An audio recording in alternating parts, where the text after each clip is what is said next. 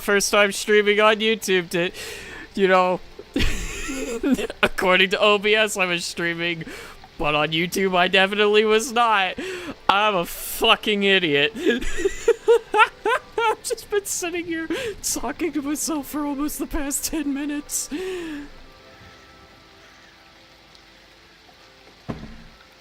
Well, good evening, audience. Let's start again.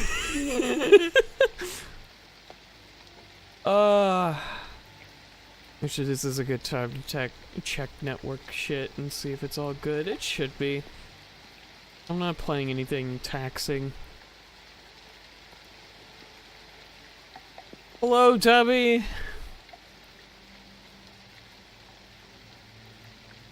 As I said to myself, apparently, who's all ready to listen to a dyslexic individual try to read big words in a very thick textbook? Hi, Jake. I'm glad you could make it, because this is all because of you, because you don't want to read. No, I'm kidding.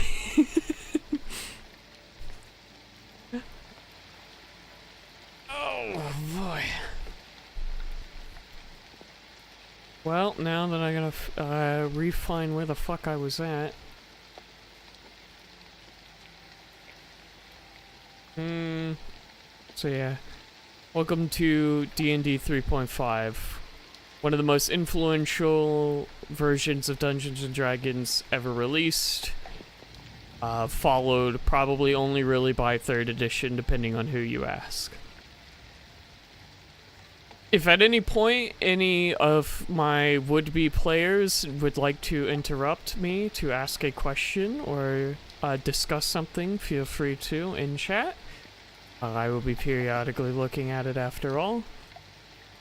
Especially considering inevitably there will be both questions about the mechanics themselves and how they're interpreted, as well as how the mechanics are going to play out in our campaign, because some things are inevitably going to come up that we will not be using, or will be using but in a slightly different way. Case in point, right off the top, in 3.5, if you multi-class, if the second class is not your favored class based on your race, you incur like a 20% experience point penalty for trying to multi-class. We won't be doing that. I don't think there's a point to do it.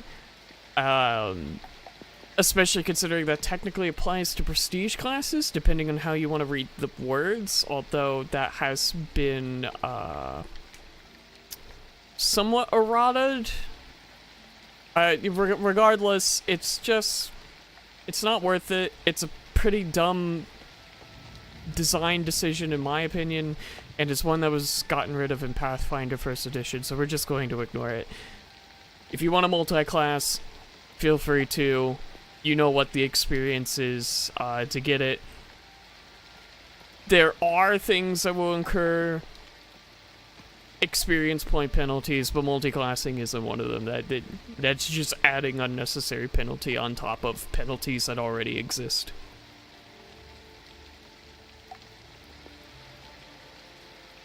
But alright, let's get into the meat of it now. So I will be skipping the introduction section for the most part. All it really does is explain what is a role-playing game, and I think we all understand what that is. If you don't, you all have a copy of this book, if you're my players, so I just get to reading yourself on that one.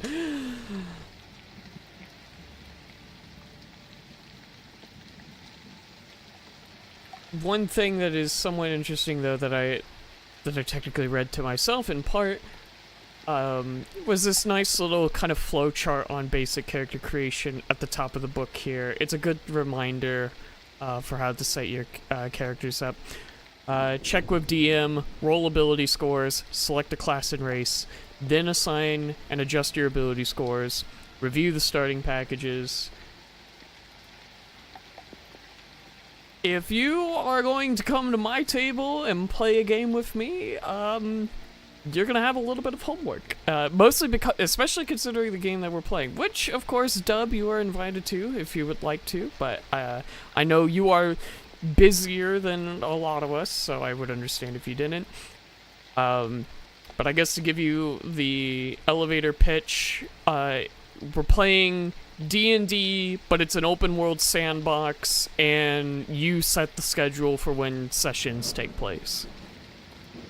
That is my short pitch to that.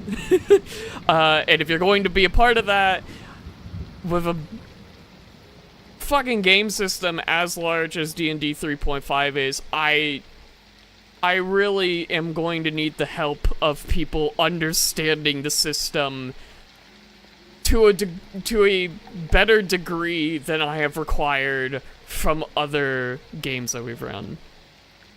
Yes, the homework is going to be on the final. The final will be a life or death cage match between your character at level 5 against a young dragon. If you've optimized correctly, you should come out of that okay.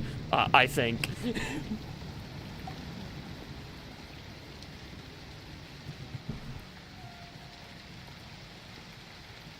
But we digress a little.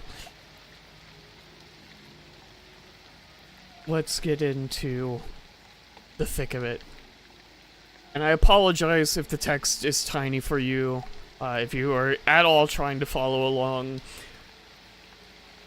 This book is really, really dense. And at least I believe they even made it look like it's written on notebook paper for that reason, because it can be very difficult to parse information here. So, let us begin. Just about every die roll you make is going to be modified based on your character's abilities. A tough character has a better chance of surviving a wyvern's poison sting. A perceptive character is more likely to notice bugbears sneaking up from behind. A stupid character is not as likely to find a secret door that leads to hidden treasure chambers. Your ability scores tell you what your modifiers are for rolls such as these. Your character has 6 abilities: Strength, Dexterity, Constitution, Intelligence, Wisdom, and Charisma. And this has been the case for pretty much all of D&D history, I believe. Each of your characters' above average abilities give you a benefit on certain die rolls, and each below average ability gives you disadvantage on other die rolls. When creating your character, you roll your ability scores randomly. Assign them to the abilities as you like, and raise and lower them according to your character's race. Later, you can increase them as your character advances in experience. So laying the foundation, abilities, groundwork of every character. I think most of us have played enough D&D to understand this concept in particular. So I have apparently been pinged on Discord. What for? Nope, it's another server that it does not concern me.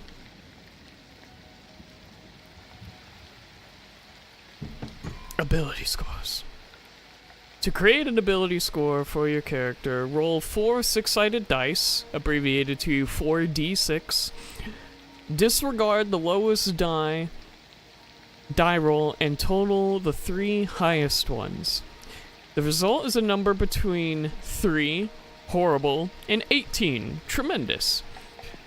The average ability score for a typical commoner is about 10 or 11. But your character's not typical. The most common ability score for player characters are 10 and 13. That's right, the average player character is above average. Makes sense, you were supposed to be a hero. Make this roll 6 times, recording each result on a piece of paper. Once you have 6 scores, assign each score to one of the 6 abilities. At this step, you need to know what kind of person your character is going to be, including his or her race and class, in order to know how best to distribute your ability scores. Choosing a race other than human or half-elf causes some of these ability scores to change. See Table 2.1. Ability modifiers. Each ability, after changes made because of race, has a modifier ranging from -5 to +5. Ability modifiers and bonus spells on the Table 1.1, ability modifiers and bonus spells on the next page shows the modifiers of each score. It also shows bonus spells, which you'll need to know about if your character is a spellcaster. Modifiers, the number you apply to the die roll when your character tries to do something related to that ability. For instance, apply your character's strength modifier to your roll when he or she tries to hit someone with a sword. You also use the modifier with some numbers that aren't die rolls. For example, you apply your character's dexterity modifier to his or her armor class, abbreviated to AC. A positive modifier is called a bonus, and a negative modifier is called a penalty. Abilities and spellcasters. The ability that governs bonus spells, as seen in Chapter 3, depends on what type of spellcaster your character is. Intelligence for wizards, wisdom for clerics, druids, paladins, and rangers, or charisma for sorcerers and bards. In addition to having a high ability score, a spellcaster must have a high enough class level to be able to cast spells of a given spell level. For instance, the wizard Miel has an intelligence score of 15, so she's smart enough to get a bonus first level spell and one bonus second level spell. She will not automatically get the bonus second level spell until she is third level in wizard, since that's the minimum level a wizard must be to cast a second level spell. If your character's ability score is 9 or lower, you can't cast spells tied to that ability. For example, if Mio's intelligence score was 9 because of a poison that reduces intellect, she would not be able to cast even her simplest spells until she is cured. And one of the first times a mulligan rule has ever been explicitly offered to the players when rolling for ability scores. Rerolling. If your scores are too low, you may scrap them and roll all 6 scores again. Your scores are considered too low if the sum of your modifiers before adjustment because of race is 0 or lower. Or if your highest score is a 13 or lower. So basically, if you are below average in everything, you might want to consider re-rolling. You're not going to have a fun time.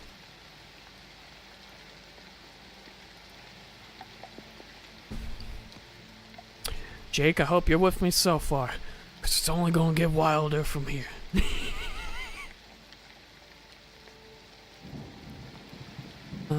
Let's see.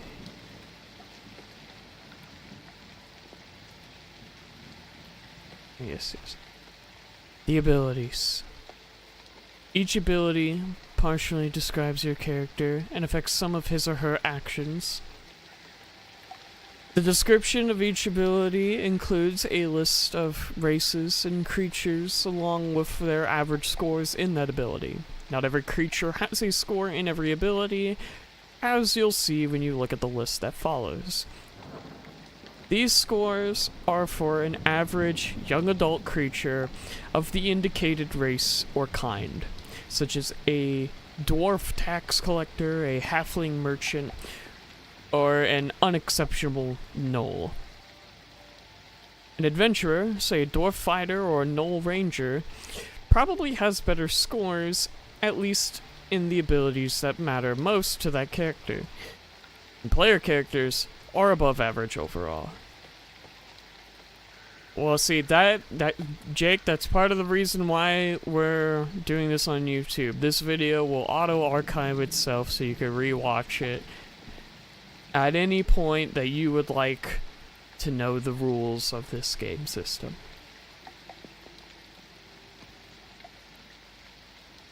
Though I still encourage reading anyway.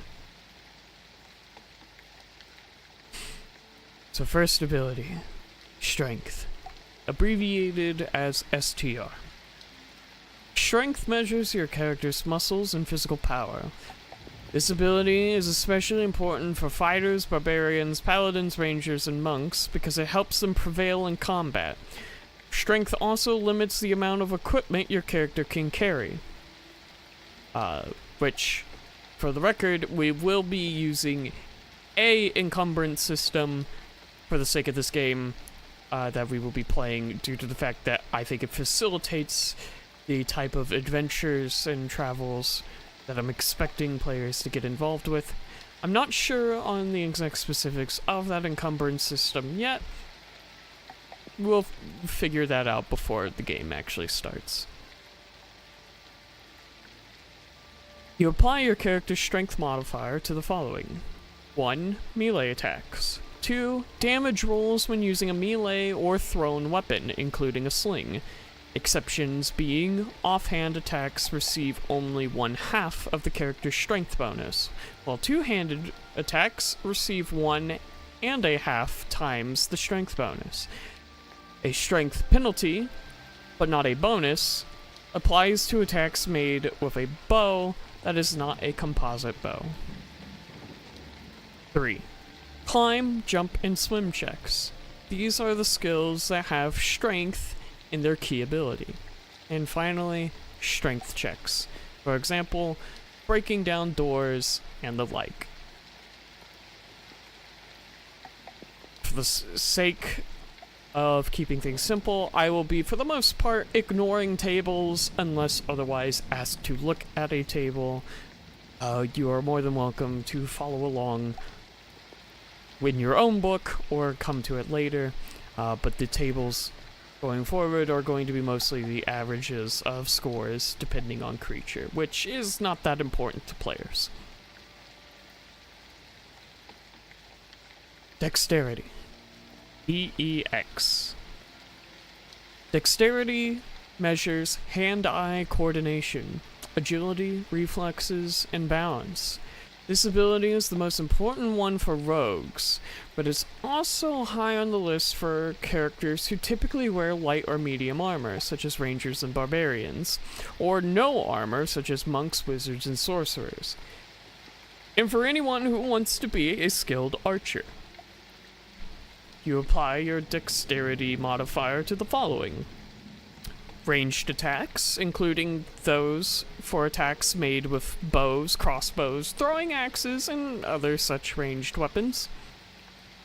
Armor class, provided that the character can react to the attack. Reflex saving throws, for avoiding fireballs and other attacks that you can escape by moving quickly. And lastly, balance, escape artist, hide, move silently, open lock, ride, sleight of hand, tumble, and use rope checks, as these are the skills that have dexterity as their key abilities. Constitution. CON. Constitution represents your character's health and stamina. A constitution bonus increases a character's hit points, so the ability is important to all classes. You apply your character's constitution modifier to the following. Each roll of a hit die, though a penalty can never drop a result below 1, that is, a character always gains at least a single hit point each time he or she advances in level. Fortitude saving throws for resisting poison and similar threats. Concentration checks. Concentration is a skill important to spellcasters that have Constitution as its key ability. If a character's constitution score changes enough to alter his or her constitution modifier, the character's hit points also increase or decrease accordingly. And potentially, we may or may not ignore that rule, depending on how in the weeds we get with that sort of thing. I can't see that coming up too often, so yeah. Although I guess it would be a simple fix, because if the modifier changes, you just take the delta of the change per level that you are. So if it gained a +1 and you're level 5, you technically would gain 5 HP, and the vice versa. So yeah, I guess it's actually not that hard. Really. Never mind. Intelligence. INT. Intelligence determines how well your character learns and reasons. This ability is important for wizards because it affects how many spells they can cast, how hard their spells are to resist, and how powerful their spells can be. It's also important for any character who wants to have a wide assortment of skills. You apply your intelligence modifier to the following: the number of languages your character knows at the start of the game, the number of skill points gained each level, but your character always gets at least 1 skill point per level, appraise, craft, decipher script, disable device, forgery, knowledge, search, and spellcraft checks, as these are the skills that have intelligence as their key ability. Furthermore, a wizard gains bonus spells based on her intelligence score.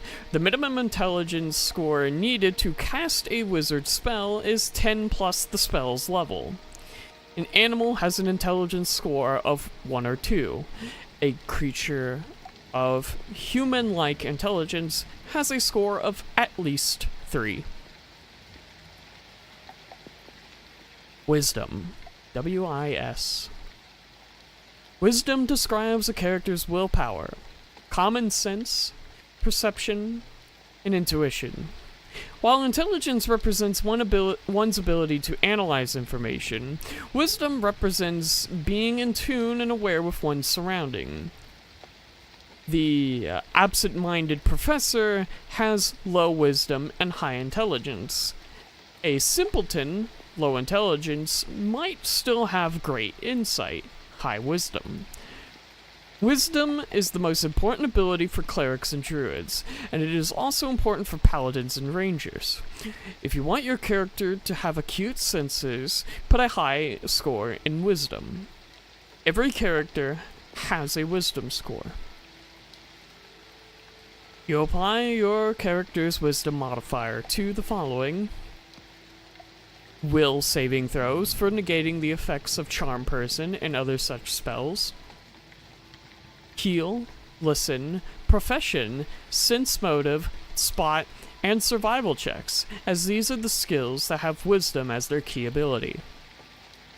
Clerics, druids, paladins, and rangers get bonus spells based on their wisdom scores. The minimum wisdom score needed to cast a cleric, druid, paladin, or ranger spell is 10 plus the spell's level.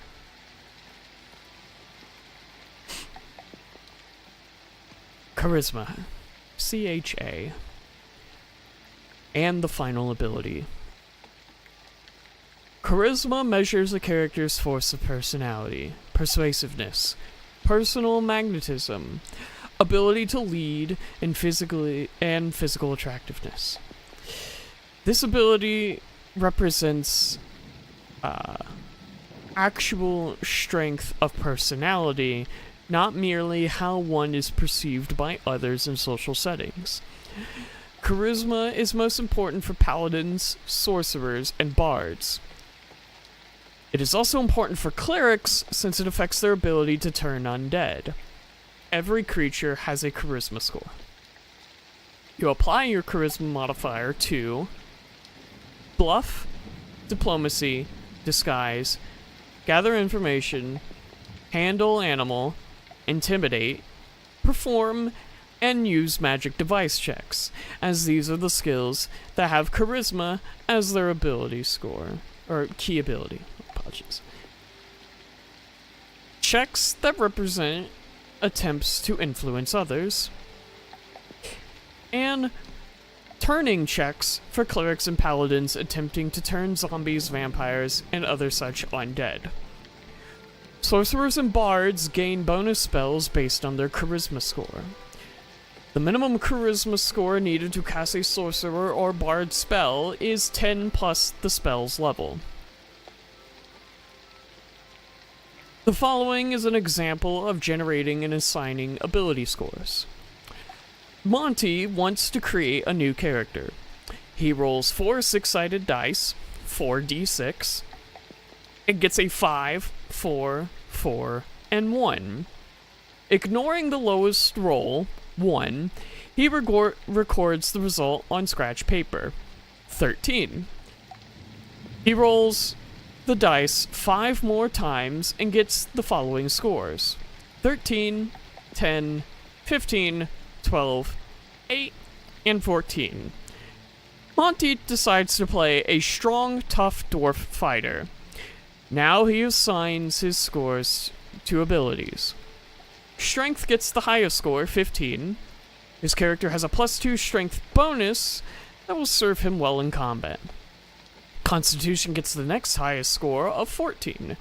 The dwarf's +2 bonus to Constitution improves the Constitution score to 16, which gives him a +3 modifier.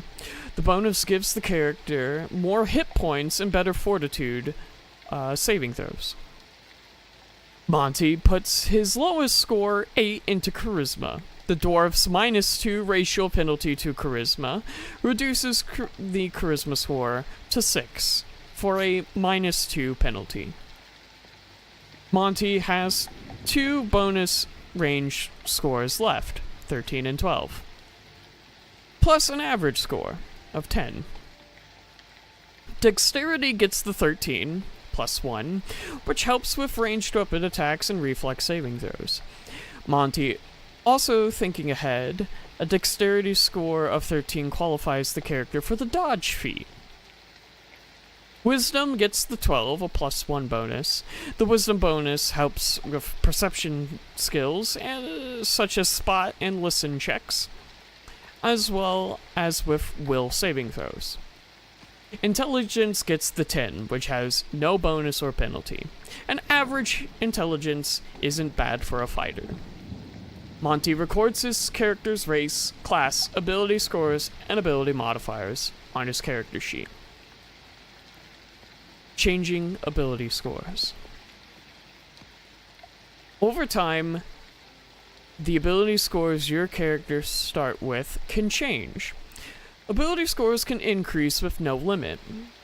Points at which ability changes can occur include the following: add 1 point to any score upon attaining 4th level, and at every 4th level your character obtains thereafter, 8th, 12th, 16th, and 20th level, respectively.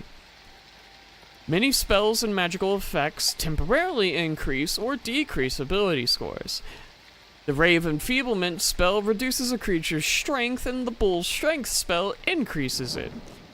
Sometimes a spell hampers a character, reducing his or her ability score. A character trapped by an entanglement spell, for example, acts as if his dexterity were 4 points lower than it really is. Several magic items improve ability scores as long as the character is using them. For example, gloves of dexterity improve the wearer's dexterity score. Note that a magic item of this type can't change an ability score to more than +6. Some rare magic items can boost an ability score permanently, as can a wish spell. Such an increase is called an inherent bonus. An ability score can't have an inherent bonus of more than +5. Poisons, diseases, and other effects can temporarily harm an ability damage. Ability points lost to damage return to their own at a rate of 1 point per day for each damaged ability. Some effects drain abilities, resulting in a permanent loss. Ability drain. Points lost this way don't return on their own, but they can be regained with spells such as Restoration. As a character ages, some ability scores go up and others go down. See the table 6.5, Aging Effects, on page 109. When ability score changes, all attributes associated with that score change accordingly. For example, Miele becomes a 4th level wizard. She decides to increase her intelligence score to 16. That score grants her a 3rd level bonus spell, which she'll pick up upon attaining 5th level when she becomes able to cast 3rd level spells. And it also increases the number of skill points she gets per level from 4 to 5. As a new 4th level character, she can get the skill points immediately after raising her intelligence, so she'll get 5 points after attaining 4th level in the wizard class. She does not retroactively gain additional points for her previous levels. That is, skill points that she would have gained if she had an intelligence score of 16 starting at 1st level.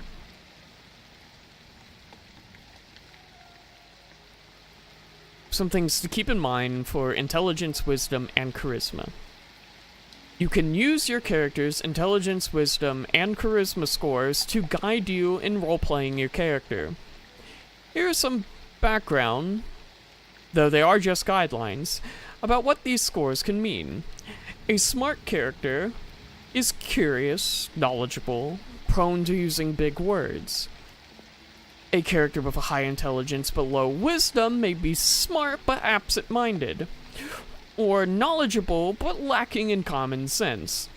A character with high intelligence but low charisma may be a know-it-all or a reclusive scholar.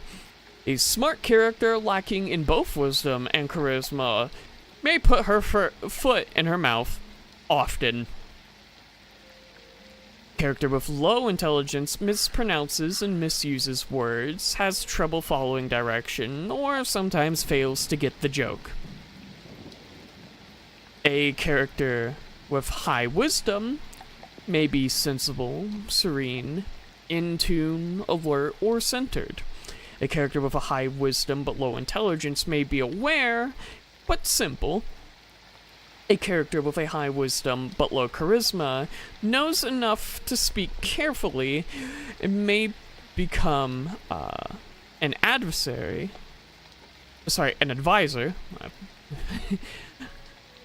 or power behind the throne, if you will, rather than a direct leader. The wise character, lacking in both intelligence and charisma, is uncouth and unsophisticated. A character with a low wisdom score may be rash, imprudent, irresponsible, or out of it. A character with high charisma may be attractive, striking, personable, and confident. A character with a high charisma but low intelligence may usually pass herself off as knowledgeable until she meets a true expert. A charismatic character with low wisdom may be popular, but she doesn't know who her real friends are. A charismatic character lacking in both intelligence and wisdom is likely to be shallow and unaware of others' feelings. A character with low charisma may be reserved, gruff, rude, fawning, or simply nondescript. Assuming Jake hasn't fallen asleep or anyone else, is there any questions or discussions you have so far?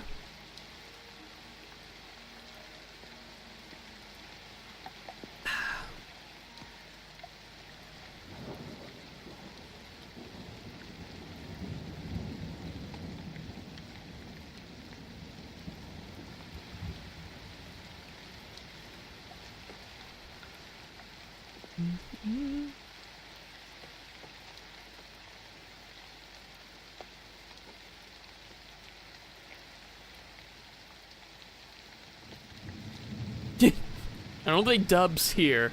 I don't think Dub could tell you or tell me you're awake. If you have any requests for the background music as well, I will take suggestions up to ambience and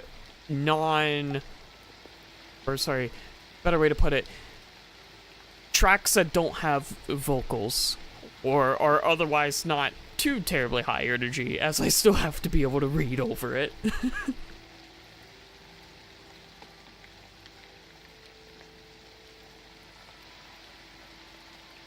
I hate this chair.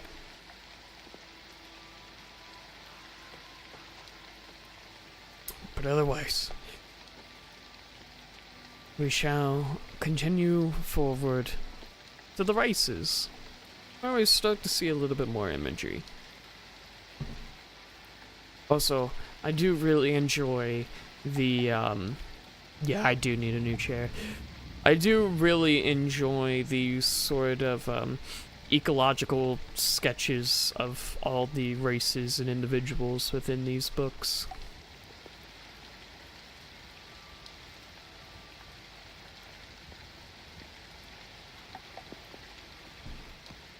I also appreciate having a guide for rough heights, although I will say going into this, a lot of the races cover explicitly background and lore, which is important, but I want to remind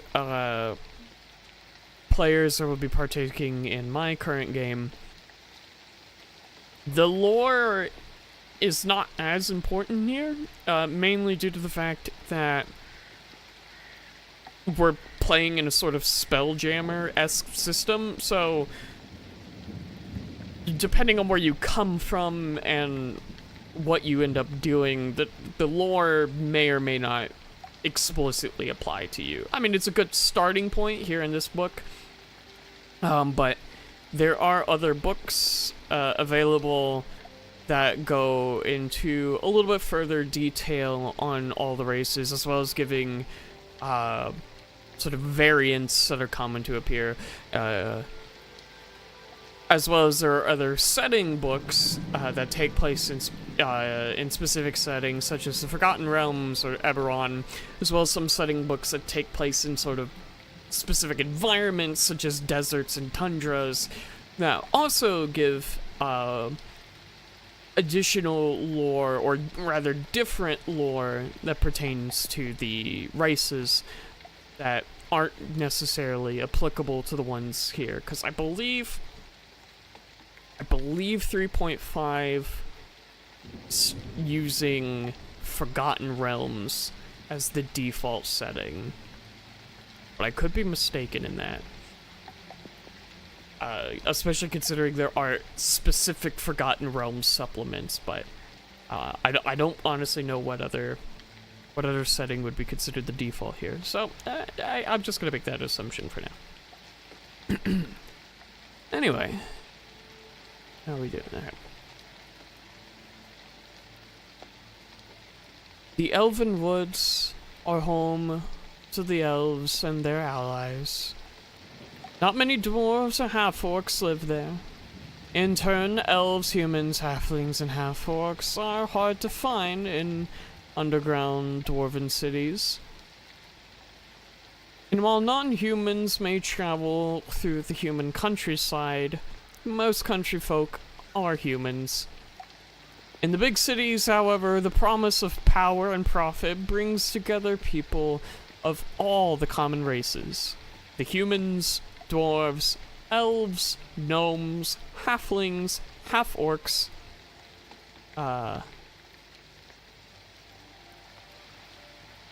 wait, my brain fucking died on that. Humans, dwarves, elves, gnomes, half-elves, half-orcs, halflings. There we go. I skipped a beat. Choosing a race. After you roll your ability score, And before you write them on your character sheet, choose your character's race. At the same time, you should choose a class, since race affects how well a character can do in each class. Once you know your character's race and class, assign your ability score rolls to particular abilities, alter those abilities according to race, and continue detailing your character. You can play a character of any race and class combination, but certain races do better pursuing certain careers. Halflings, for example, can be fighters, but their small size and special features make them better at rogues. Your character's race gives you plenty of cues as to what sort of person he or she is, how he or she feels about characters and other races, and what his or her motives might be. Remember, however, that these descriptions apply only to the majority of each race's members. In each race, some individuals diverge from the norm, and your character could be one of those. Don't let a description of a race keep you from detailing your character as you like.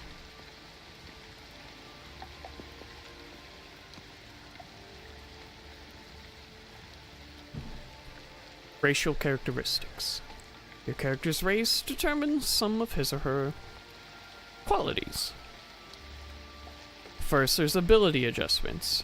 For each of your character's race, find your character's race on table 2-1, racial ability adjustments, and apply the adjustments you see there to your character's ability score. If these changes put your score above 18 or below 3, that is okay. Except in the case of intelligence, which does not go below 3 for characters. If your half-orc character would have an adjustment intelligence of 2 or 1, just make it 3. For example, Lita, a halfling, has a +2 racial bonus to her dexterity score and a -2 racial penalty on her strength score. Knowing this, her player puts her best score, 15, into dexterity, so that will become a 17. She doesn't want a strength penalty, so she puts an above average score of 12 in strength. Her strength score drops to 10, which carries neither a bonus nor penalty. Favored class. Each race's favored class is also given on the table 2-1. A character's favored class doesn't count against him or her when determining experience point penalties for multiclassing. For example, as a halfling rogue, Lita can add a second class later on, becoming a multi-class character without worrying about an XP penalty because rogue is the favored class of halfling. Now, all of my players can ignore that part. We're not doing that. It's just rude, honestly, to have that penalty there.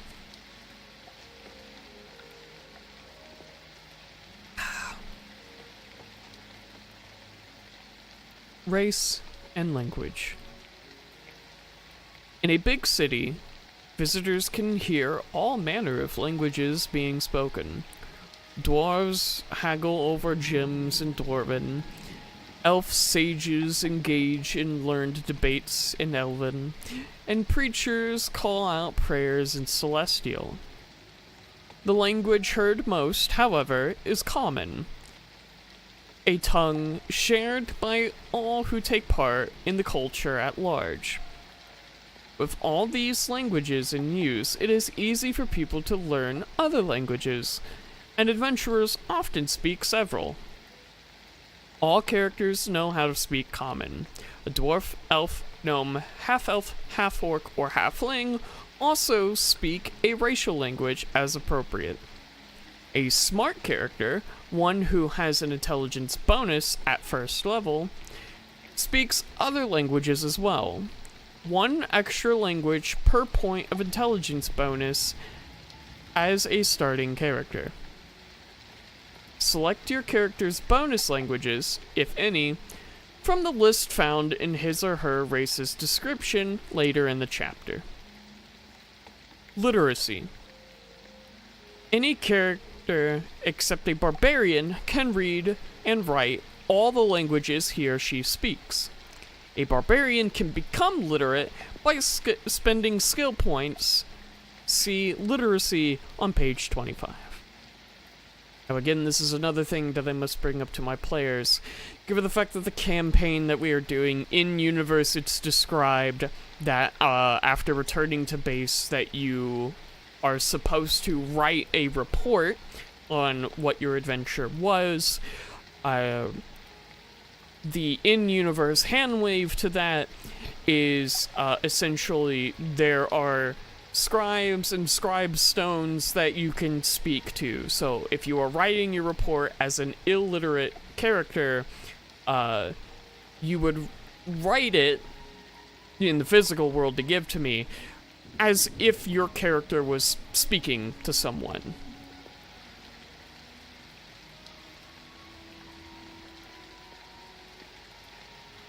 And of course, as I said, you can become literate if you so desire, as well as learn any number of languages if you have the time for it, which you probably will. Class-related languages. Clerics, druids, and wizards can choose certain languages as bonus languages, even if they're not on the list found in the race descriptions. These class-related languages are as follows. Clerics can learn Abyssal, Celestial, or Infernal. Druids can learn Sylvan, and wizards can learn Draconic. Now, into the races themselves, unless there is anything that needs to be discussed before then.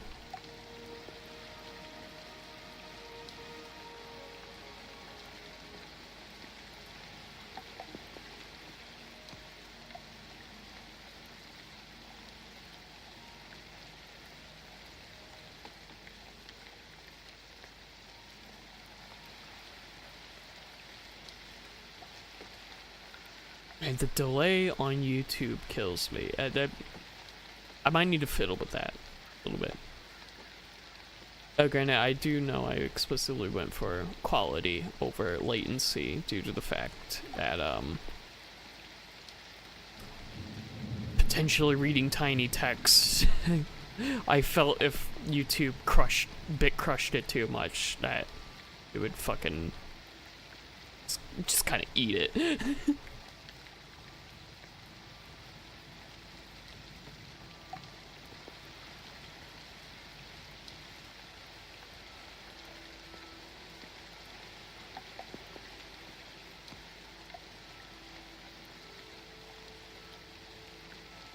But okay, I believe the delay has caught up at this point.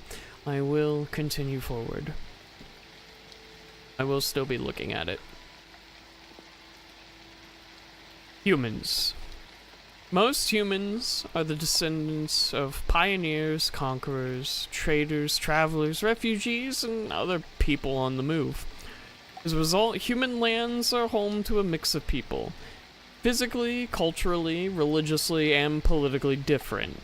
Hardy or fine, light-skinned or dark, showy or astute, primitive or civilized, devout or imperious. Humans run the gamut. Personality. Humans are the most adaptable, flexible, and ambitious people among the common races. They are diverse in their tastes, morals, customs, and habits. Others accuse them of having little respect for history, but it's only natural that humans, with their relatively short lifespans and constantly changing cultures, would have a shorter collective memory than the dwarves, elves, gnomes, or halflings. Physical descriptions. Humans typically stand from 5 feet to a little over 6 feet tall and weigh from 125 to 250 pounds. The men noticeably taller and heavier than women on average. Thanks to their penchant for migration and conquest, and to their short lifespans, humans are more physically diverse than other common races. Their skin shades range from nearly black to very pale. Their hair from black to blonde, curly, kinky, or straight. And their facial hair, for men, at minimum, from sparse to thick. Plenty of humans have a dash of non-human blood, and they may demonstrate hints of elf, orc, or other lineages. Many of this race are often ostracized or unorthodox in their grooming and dress, sporting unusual hairstyles, fanciful clothes, tattoos, body piercings, and the like. Humans have short lifespans, reaching adulthood at about the age of 15, and rarely living even a single century. Relations. Just as readily as they mix with each other, humans mix with members of other races, among which they are known as everyone's second best friend. Humans serve as ambassadors, diplomats, magistrates, merchants, and functionaries of all kind. Alignment. Humans tend toward no particular alignment, not even neutrality. The best and the worst are found among humans. I will state again for my players, alignment is going to be relatively important. In the fact that we will be using it, unlike the sort of hand-waved, ignoring it in most 5e games. And as a combination of spell effects, abilities, classes even, because there's some classes that are unavailable to you of certain alignment. But also, as a general philosophy, the party's going to be, the group is going to be rather large and filled with what I hope to be a pretty diverse cast of people that you will be working with. And I think we are all adults enough to be capable of being evil while not explicitly disruptive or combative all the time. As the saying goes, drama is fine, disruption is not. So I am allowing every alignment that you wish, but I do recommend watching the Matthew Colville video about alignments and also about playing evil characters. There is no particularly right way of doing it, but there are definitely wrong ways of doing it, and it's also good to take into consideration why your character would be of a certain alignment.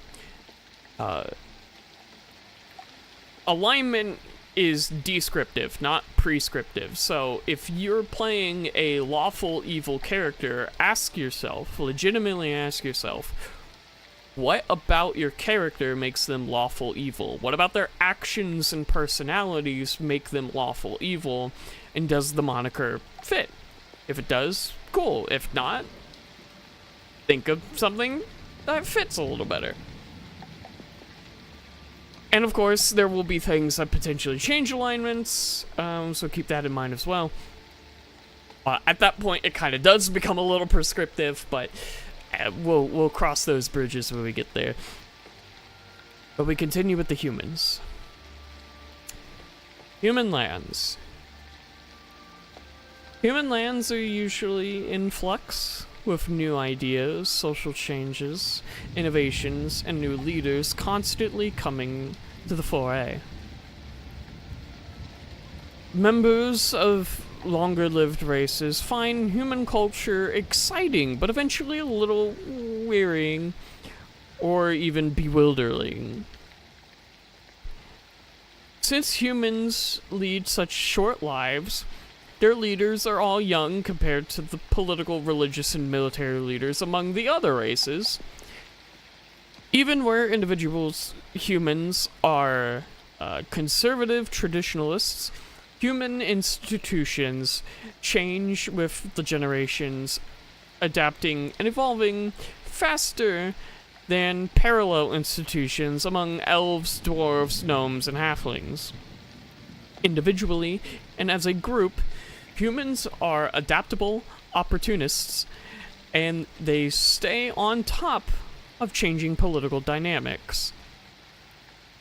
Human lands generally include relatively large numbers of non-humans, compared, for instance, to the number of non-dwarves who dwell within dwarven lands. Religion. Unlike members of the other common races, humans do not have a chief racial deity. Pelor, the sun god, is the most commonly worshipped deity in human lands, but he can claim nothing like the central place that the dwarves give Mordain, or the elves give Corlin Lerathane in their respective pantheons. Some humans are the most ardent and zealous adherents to given religions, while others are the most impious people around.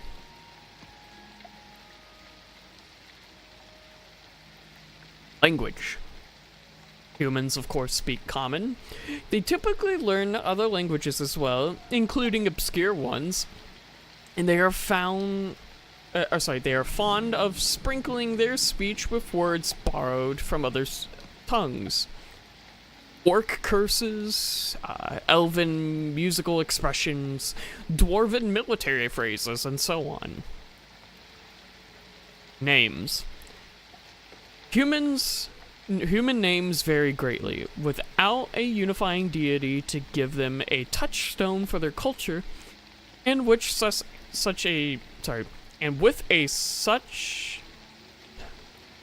one more tap of the brain is flipping that A and such for some reason. And with such a fast breeding cycle, humans mutate socially at a fast rate.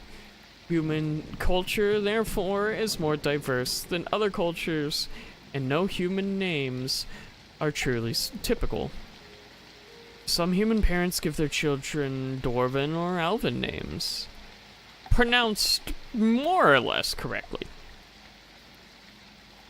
Adventurers. Human adventurers are the most audacious, daring, and ambitious members of an holy shit. Human adventurers are the most audacious, daring, and ambitious members of an audacious, daring, and ambitious race. There we go. I thought I was looping myself for a second.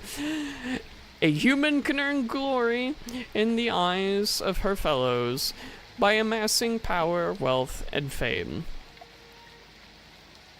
Humans, more than other people, champion causes rather than territories or groups.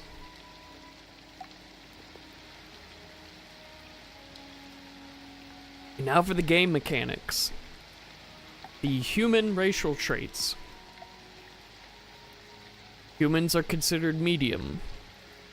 As a medium creature, humans have no special bonuses or penalties due to their size. A human's base land speed is 30 feet. They gain 1 extra feet at first level, because humans are quick to master specialized tasks, and varied in their talents, which feats are very important in this game. So, honestly, good luck for everyone reading all of those, because we will never get to that. But 4 extra skill points at first level, and 1 extra skill point at each additional level, since humans are versatile and capable.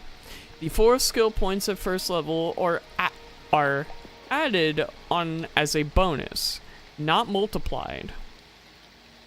And their automatic languages include Common, and their bonus languages include literally any, other than the secret languages such as Druidic. Other racial lists for common languages or the speak language skill for a more comprehensive list. Humans mingle with all kinds of other folk and thus can learn any language found in an area. Favored class. Any. When determining whether or not a multi-class human takes an experience point penalty, her highest level class does not count. Ostensibly, they don't suffer a multi-classing penalty, but again, that doesn't matter to my players.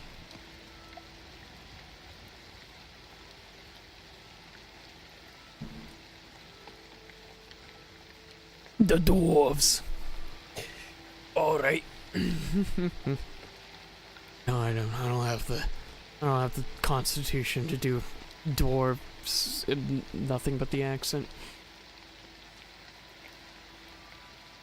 Dwarves are known for their skill in warfare, their ability to withstand physical and magical punishment, their knowledge of the Earth's secrets, their hard work, and their capacity for drinking ale.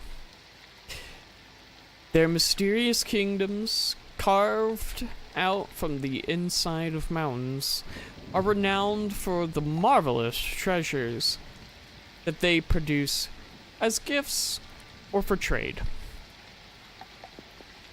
Personality. Dwarves are slow to laugh or jest and suspicious of strangers, but they are generous to those few who earn their trust. Dwarves value gold, gems, jewelry, and art objects made with these precious materials, and they have been known to succumb to greed.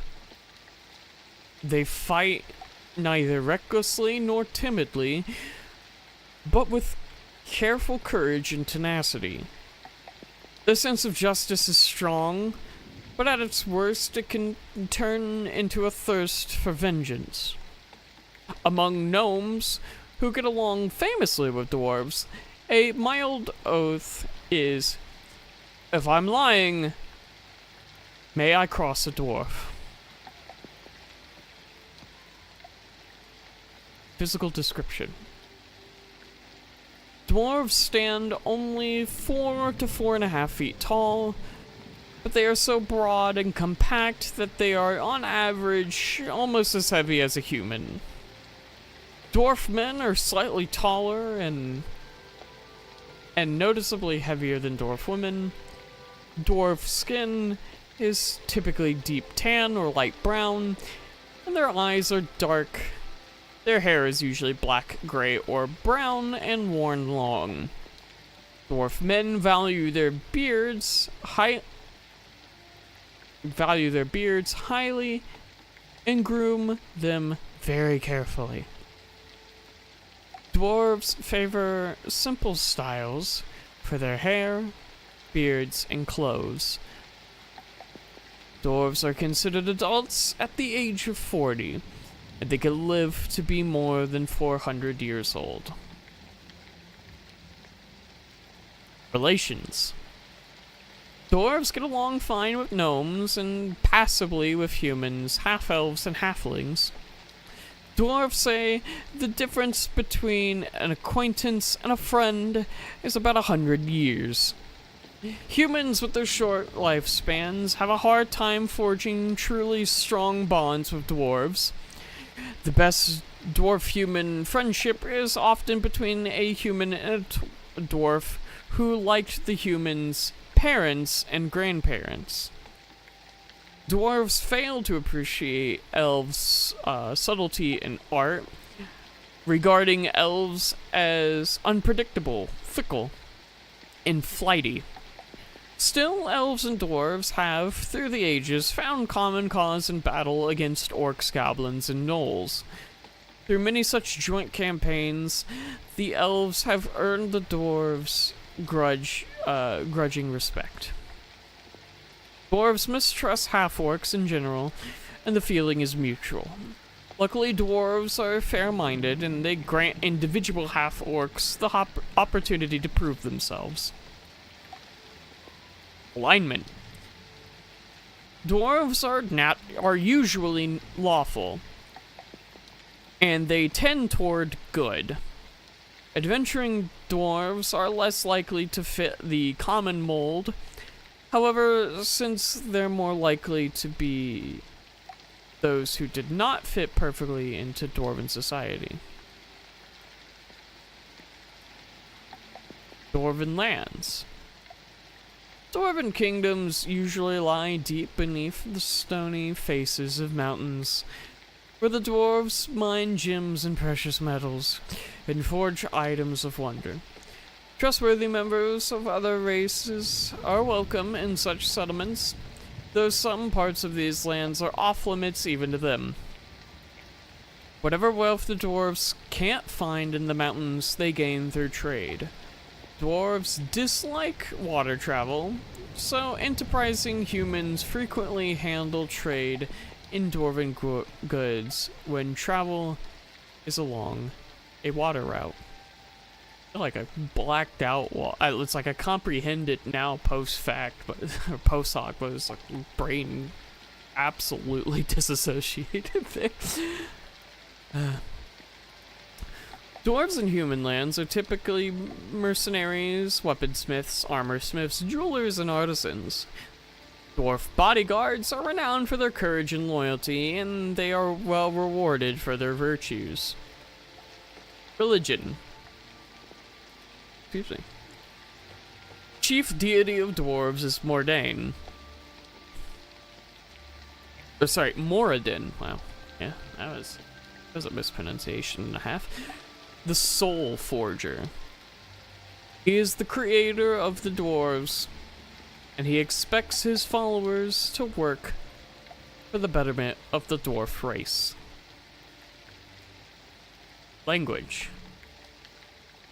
Dwarves speak Dwarven, which has its own runic script. Dwarven literature is marked by comprehensive histories of kingdoms and wars through the millennium. The Dwarven alphabet is also used, with minor variations, for the gnome, giant, goblin, orc, and Terran languages. Dwarves often speak the languages of their friends, humans and gnomes, and enemies. Some also learn Terran, the strange language of earth-based creatures such as Zorns. Names. A dwarf's name is granted to him by his clan elder in accordance with tradition. Every proper dwarven name has been used and reused down through the generations. A dwarf's name is not his own. It belongs to his clan. If he misuses it, or brings shame to it, his clan will strip him of it. A dwarf stripped of his name is forbidden by dwarven law to use any dwarven name in its place. Following are a list of examples of names that I'm honestly not going to try to pronounce. Adventurers. A dwarf adventurer may be motivated by crusading zeal, a love of excitement, or simple greed. As long as his accomplishments bring honor to his clan, his deeds earn him respect and status. Defeating giants and claiming powerful magic weapons are sure ways for a dwarf to earn the respect of other dwarves. And now the game mechanics. Dwarves get a +2 to Constitution, but a -2 to Charisma. Dwarves are stout and tough, but tend to be gruff and reserved. Dwarves are considered a medium-sized creature, which incurs no penalty or bonus. Dwarven base land speed is 20 feet, however, dwarves can move at this speed even when wearing medium or heavy armor, or when carrying a medium or heavy load, unlike other creatures. Dwarves have dark vision, which allows them to see in the dark up to 60 feet. Dark vision is black and white only, but it is otherwise like normal sight, and dwarves can function just fine with no light at all. Stone Cunning. This ability grants a dwarf a +2 racial bonus on search checks to notice unusual stonework, such as a sliding wall, stonework trap, new construction, even when built to match the old stone, unsafe stone surfaces, shaky stone ceilings, and the like. Something that isn't stone, but that is disguised as stone, also counts as unusual stonework. A dwarf who merely comes within 10 feet of unusual stonework can make a search check as if he were actively searching. And a dwarf can use the search skill to find stonework traps as a rogue can. A dwarf can also intuit depth, sensing his approximate depth underground as naturally as humans can sense which way is up. Dwarves have a sixth sense about stonework, an innate ability that they get plenty of opportunity to practice and hone in their underground homes. Weapon familiarity. Dwarves may treat dwarven war axes and dwarven ergroshes, I'm going to guess, as martial weapons rather than exotic weapons. Stability. Dwarves are exceptionally stable on their feet. A dwarf gains a +2 bonus on ability checks made to resist being bull rushed or tripped when standing on the ground, but not when climbing, flying, riding, or otherwise not standing. +2 racial bonus on saving throws against poison. Dwarves are hardy and resistant to toxins.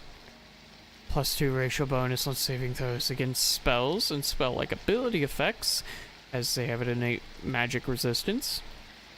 A +1 racial bonus on attack rolls against orcs, including half-orcs, and goblinoids, including goblins, hobgoblins, and bugbears. Dwarves are trained in the special combat techniques that allow them to fight their common enemies more effectively.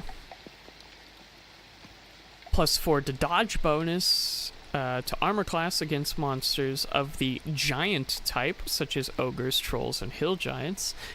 This bonus represents special training that dwarves undergo, during which they learn tricks that previous generations developed in their battles with giants. Anytime a character loses its dexterity bonus to armor class, such as when it's caught flat-footed, it loses its dodge bonus too. +2 racial bonus on appease checks that are related to stone or metal items. +2 racial bonus on craft checks that are related to stone or metallic objects. Their automatic languages are Common and Dwarven, and their bonus languages include Giant, Gnome, Goblin, Orc, Terran, and Undercommon. Dwarves are familiar with the languages of their enemies and their subterranean allies. And the Dwarven favorite class is Fighter. I hope everyone is able to keep up. We'll once again take a brief pause for any questions or discussion that you may like to have. In fact, while I wait for the delay technically to catch up on my end, I'm going to go to intermission real quick, and I will return with the rest of the races when I get back.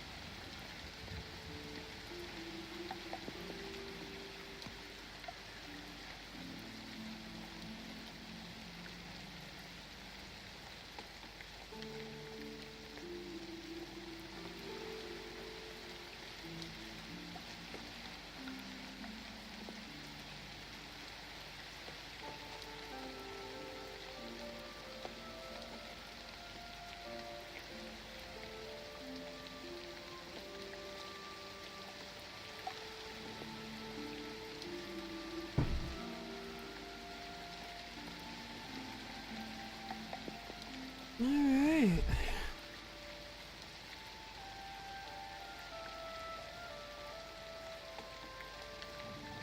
Looks like no one has explicitly responded. I'm still gonna take a little bit of a break though, but we'll move to this.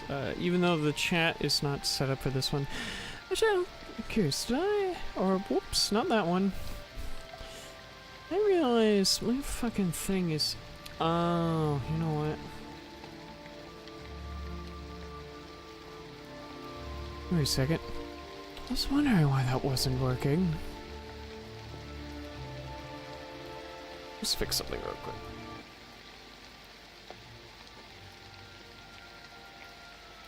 Self-promo.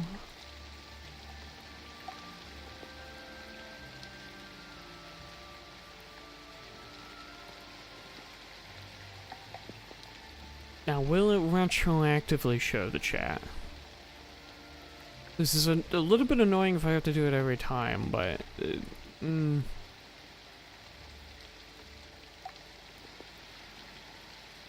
Loading.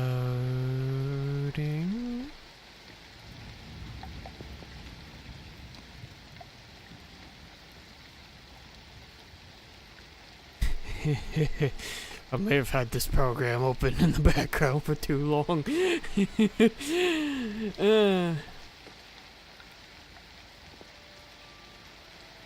Since naturally I can't use my Twitch solution for YouTube chat.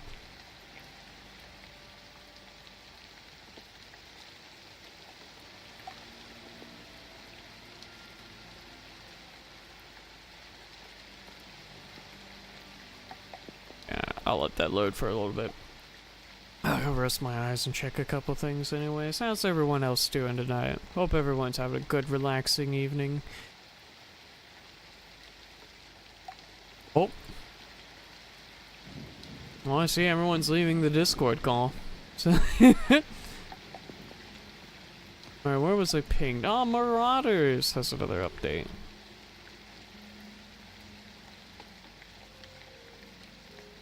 It's just someone going live on a Twitch stream. Okay, so far. Now I know I listed this as explicitly reading the player's guide.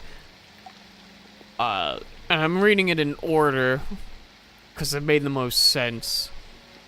Is there any particular facet of this game that you would be interested in to skipping towards, you know, taking a break from just reading straight on for a second?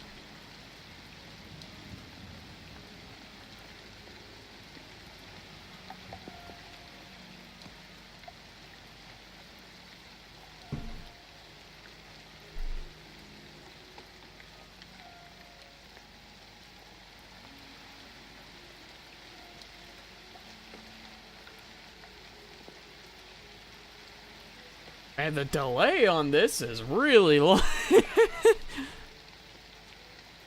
I'll change that later. I know for next stream now.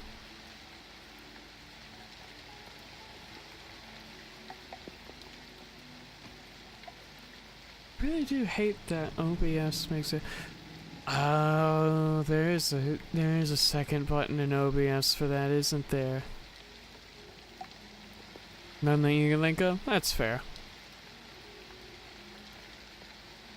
I guess you also can't see the, the table of contents either. But I guess it doesn't really matter, because you know what's in a player's handbook. The races, the classes, feats, which are pretty interesting. What is in descriptions? Whoa. Oh, I'm terribly sorry, excuse me. Let's see, we got alignment, religion, vital stats. The equipment list, but honestly, that's not too exciting. There's how combat works, which will be exciting, but I think you've played 5th edition before. It's honestly not that different, outside of the fact that certain things are named differently. For example, I believe a a bonus action in 5e would be called, I think, a swift action in this version. But ultimately, they're all kind of the same.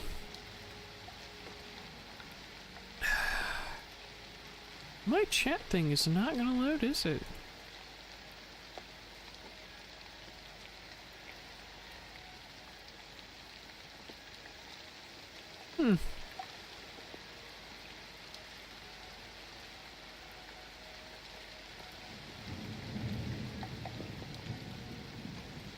What if I go back to this? Will it eventually load here? Maybe.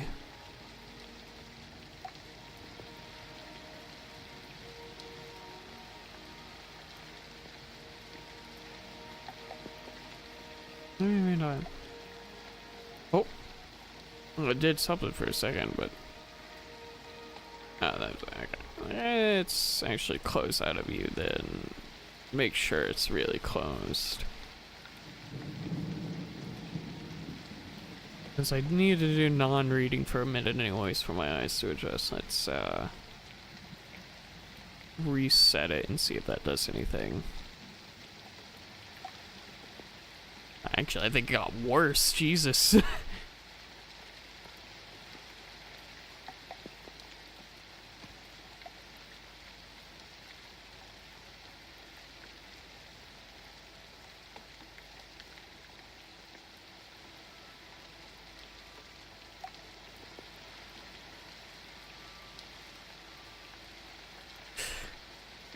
But we'll let that load in the background, and if it suddenly starts working, great. If not, that's something for me to troubleshoot later. Albeit, it's an annoying thing to troubleshoot because I have to be live in order to do it. So I'll probably stream a game at some point in the future for that. Let's see, where are we on these? Alright, let's move on to the elves. Elves mingle freely in human lands, always welcome, yet never at home there. They are well known for their poetry, dance, song, lore, and magical arts. Elves favor things of nature and simple beauty. When danger threatens their woodland homes, however, elves reveal a more martial side, demonstrating skill with swords, bows, and battle strategy. Personality. Elves are more often amused than excited, and more likely to be curious than greedy. With such a long lifespan, they tend to keep a broad perspective on events, remaining aloof and unfazed by petty happenstance. When pursuing a goal, however, whether an adventurous mission or learning a new skill or art, they can be focused and relentless. They are slow to make friends and enemies, and even slower to forget them. They reply to petty insults with disdain, and to serious insults with vengeance. Physical description. Elves are short and slim, standing about 4.5 to 5.5 feet tall, and typically weighing in at 95 to 135 pounds. With elf men the same height as, and only marginally heavier than elf women, they are graceful but frail. They tend to be pale-skinned or dark-haired, with deep green eyes. Elves have no facial or body hair. They prefer simple, comfortable clothes, especially in pastel blues and greens, and they enjoy simple yet elegant jewelry.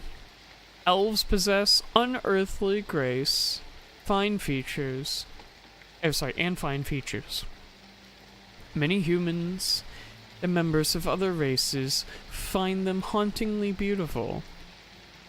An elf reaches adulthood at about 110 years of age and can live to be more than 700 years old. That you become an adult at 110, but you're expected to die at 107. Like you're not you don't reach adult.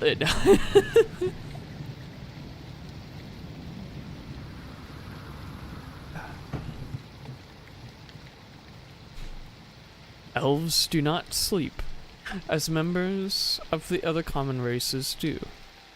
Instead, an elf meditates in a deep trance for 4 hours a day.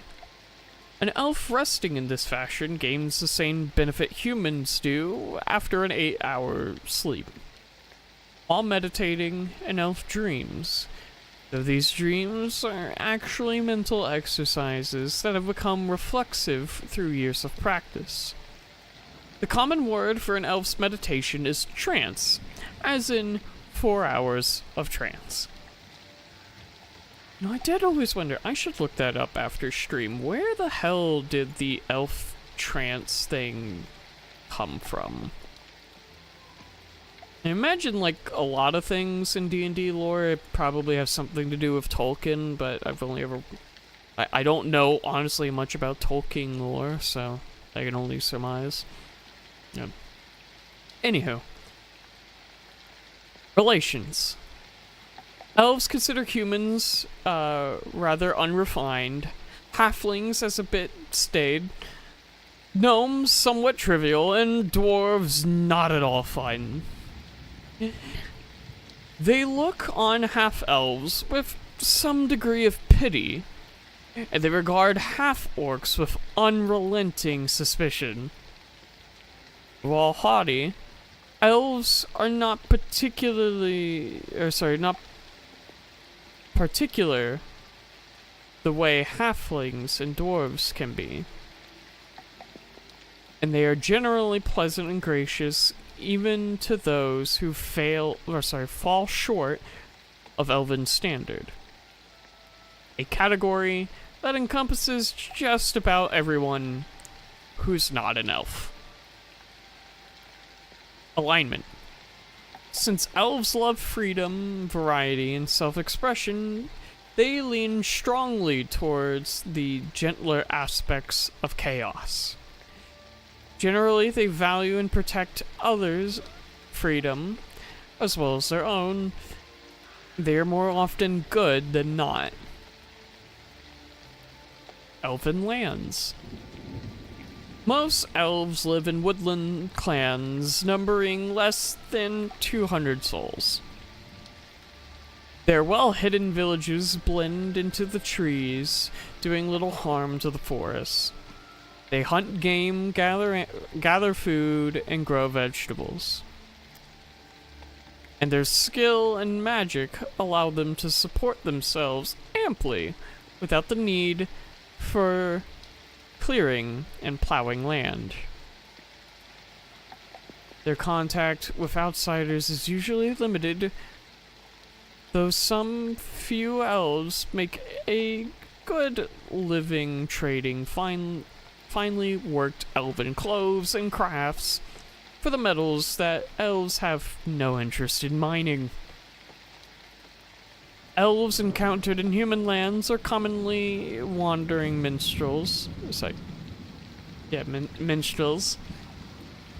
Favored artists or sages.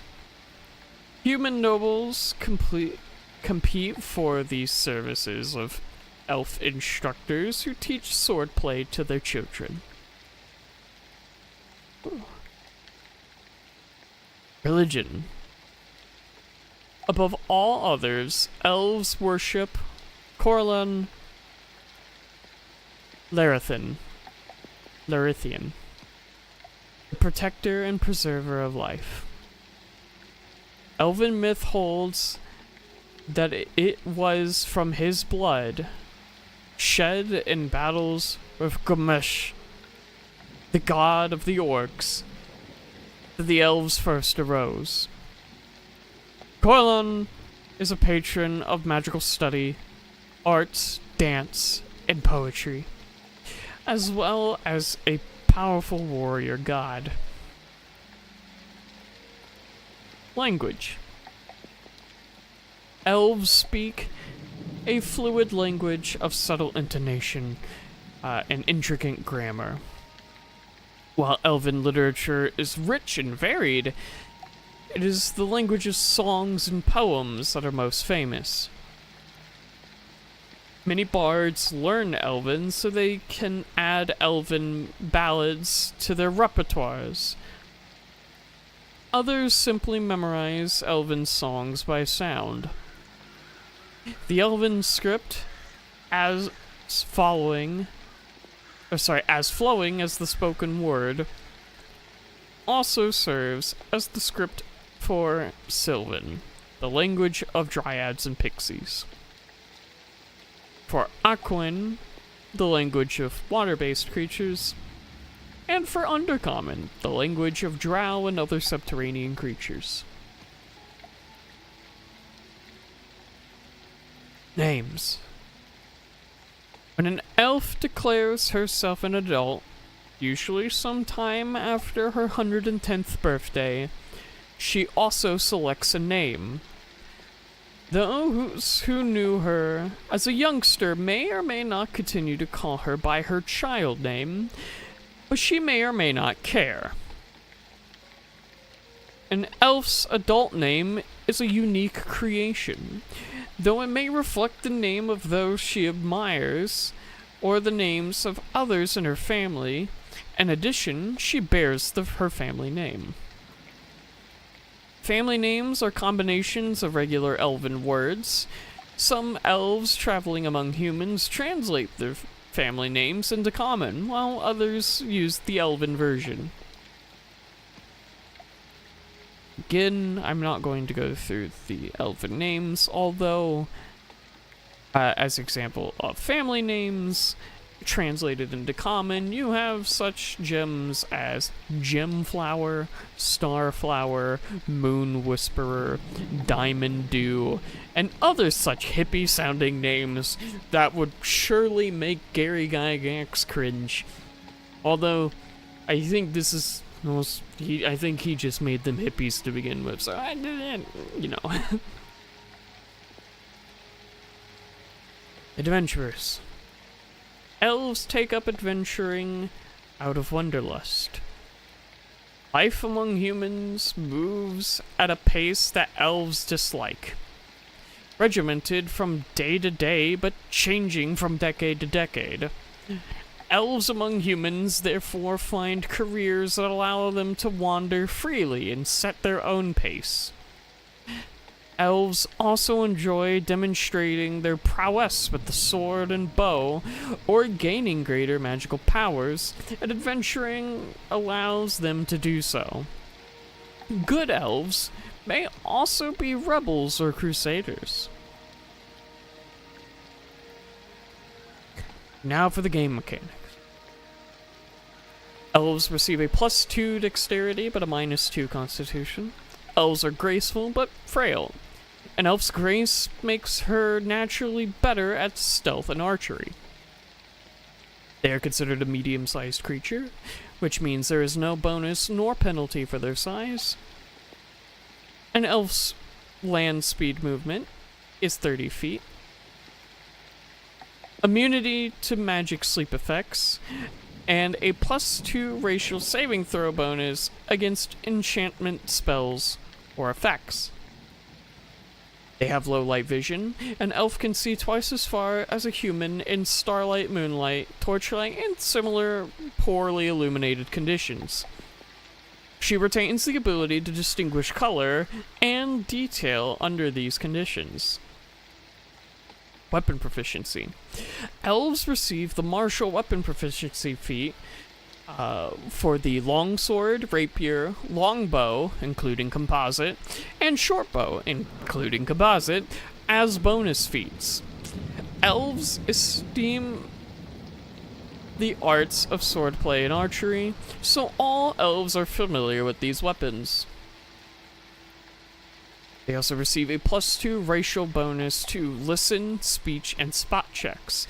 An elf who merely passes within 5 feet of a secret or concealed door is entitled to a search check to notice it as if she were actively looking for it. An elf's senses are so keen that she practically has a sixth sense about hidden portals.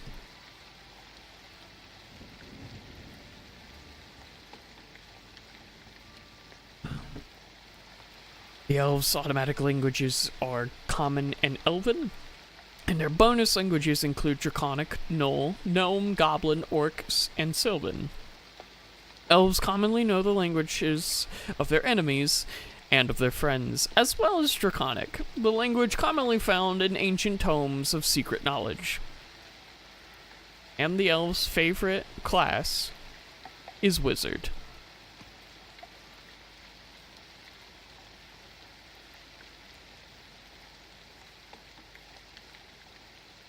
More than halfway done. Sorry, this is at the halfway mark. We now come in to the gnomes. I will also say, in case anyone is desiring to bail out, we will probably honestly wrap the stream up at the end of the races, and I will pick up reading this at a future date. Gnomes. Gnomes are welcome everywhere as tacticians, alchemists, and inventors. Despite the demand for their skills, most gnomes prefer to remain among their own kind, living in comfortable burrows beneath rolling wooded hills where animals abound. Personality. Gnomes adore animals, beautiful gems, and jokes of all kinds. Members of this race have a great sense of humor, and while they love puns, jokes, and games, they also relish tricks. The more intricate, the better. They apply the same dedication to more practical arts, such as engineering, as they do to their pranks. Gnomes are inquisitive. They love to find things out by personal experience. At times, they're even reckless. Their curiosity makes them skilled engineers, since they are always trying new ways to build some things. Sometimes a gnome pulls a prank just to see how the people involved will react. Physical description. Gnomes stand about 3 to 3.5 feet tall and weigh about 40 to 45 pounds. Their skin ranges from dark to tan, dark tan to woody brown. Their hair is fair and their eyes can be any shade of blue. Gnome males prefer short, carefully trimmed beards. Gnomes generally wear leather or earth tones, and they decorate their clothes with intricate stitching of fine jewelry. Or fine jewelry. Gnomes reach adulthood at about the age of 40, and they typically live to about 350 years of age, though some can live up to almost 500 years in some instances. Relations. Gnomes get along well with dwarves who share their love for precious objects, their curiosity about mechanical devices, and their hatred of goblins and giants. They enjoy the company of halflings, especially those who are easygoing enough to put up with their pranks and jests. Most gnomes are a little suspicious of their taller races, humans, elves, half-elves, and half-orcs, but they are rarely hostile or malicious. Alignment. Gnomes are most often good. Those who tend toward law are sages, engineers, researchers, scholars, investigators, or consultants. Those who tend toward chaos are minstrels, tricksters, wanderers, or fanciful jewelers. Gnomes are good-hearted. and even the tricksters among them are more playful than vicious. Evil gnomes are as rare as they are frightening. Gnome lands. Gnomes make their homes in hilly, wooded lands. They live underground, but get more fresh air than dwarves do, enjoying the natural, living world on the surface whenever they can. Their homes are well hidden by both clever construction and illusions. Those who come to visit and are welcome are ushered into the bright, warm burrows. Those who are not welcome never find the burrows in the first place. Gnomes who settle in human lands are commonly gym cutters, mechanics, sages, or tutors. Some human families retain gnome tutors.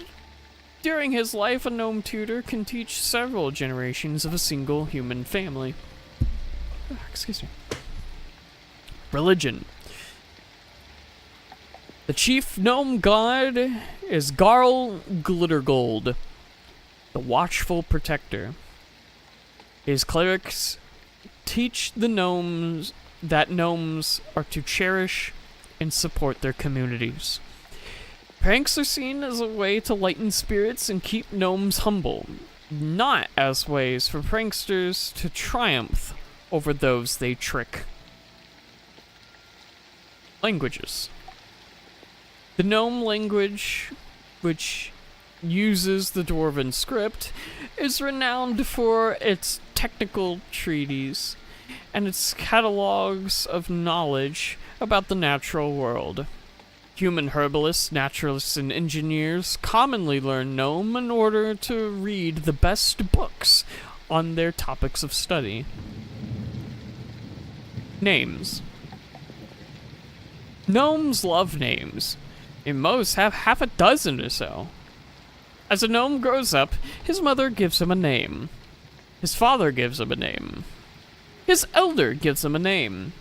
His aunts and uncles give him names. And he gains nicknames from just about anyone. Gnome names are typically variants on the names of ancestors or descendant relatives, though some are purely new inventions. When dealing with humans and others who are rather stuffy about names, a gnome learns to act as if he has no more than 3 names: a personal name, a clan name, and a nickname. When deciding which of his several names to use among humans, a gnome generally chooses the one that's the most fun to say. Gnome clan names are combinations of common gnome words, and gnomes almost always translate them into common when in human lands, or into elven when in elven lands, and so on. Will allow anyone to read the names as so fit, but I will read some of the nicknames, being Badger, Strumbleduck, and One Shoe. I quite enjoy those. Last paragraph. Adventurers. Gnomes are curious and impulsive. They may take up adventuring as a way to see the world, or for the love of exploring. Lawful gnomes may adventure to see things right and to protect the innocent, demonstrating the same sense of duty towards society as a whole that gnomes generally exhibit toward their own enclaves. As lovers of gems and other fine items, some gnomes take to adventuring as a quick, if dangerous, path to wealth. Depending on his relation to his home clan, an adventuring gnome may be seen as a vagabond or even something of a traitor for abandoning clan responsibilities.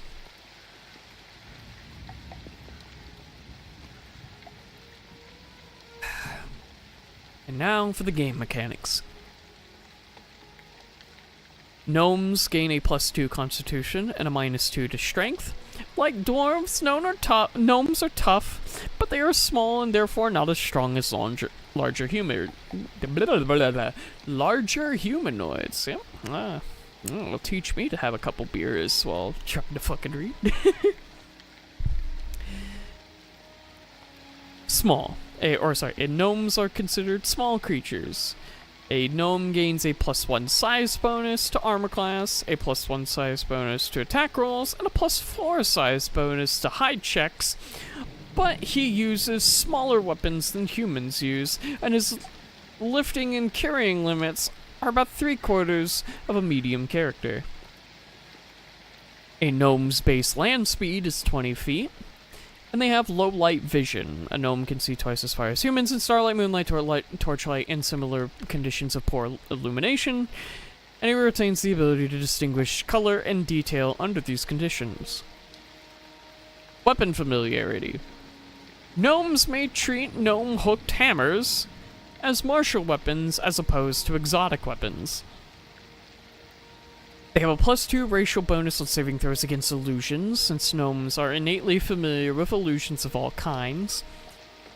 They got a +1 to their difficulty class for all saving throws against illusion spells cast by gnomes. Their innate familiarity with these effects make their illusions more difficult to see through. This adjustment stacks with those from similar effects, such as the spell-focused feat. They gain a +1 racial bonus on attack rolls against kobolds and goblinoids, such as goblins, hobgoblins, and bugbears, since gnomes battle these creatures frequently and practice special techniques for fighting them. They gain a +4 dodge bonus to armor class against monsters of the giant type, such as ogres, trolls, and hill giants. Similar to dwarves, this represents their special trainings that gnomes undergo, during which they learn the tricks from previous generations. Though they lose this bonus anytime the dexterity bonus would be lost to armor class. They gain a +2 bonus to listen checks, since gnomes have very keen ears.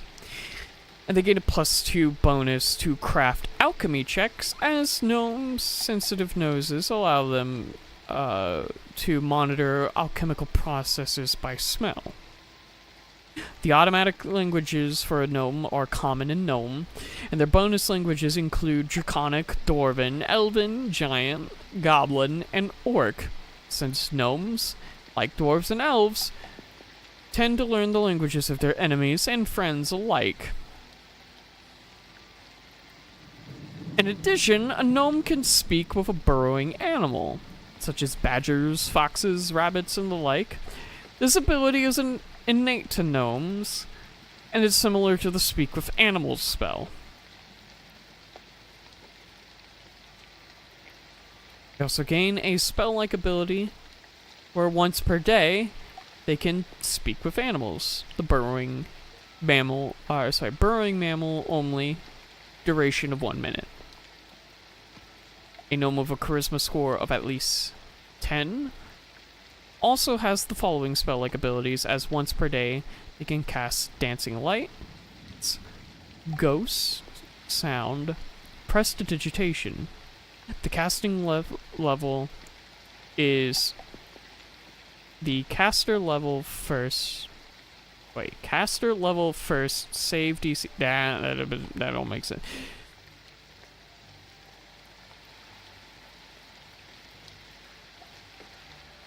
Okay, save DC is 10 plus the gnome's charisma modifier plus the spell level. Got it. Don't know why that was complicated. Favorite class for the gnomes are, of course, bards.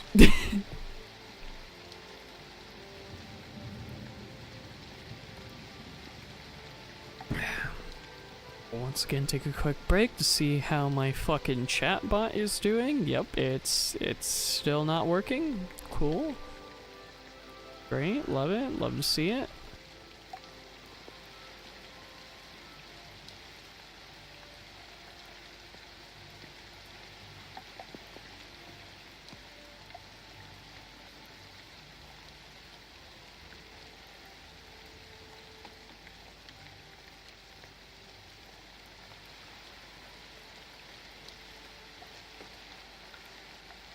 Hmm.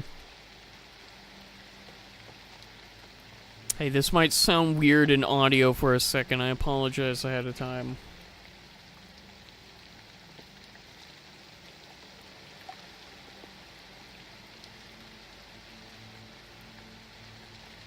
Alright, never mind.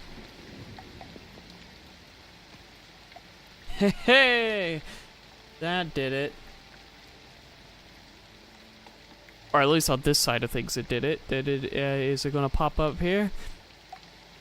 It probably isn't gonna do the back catalog.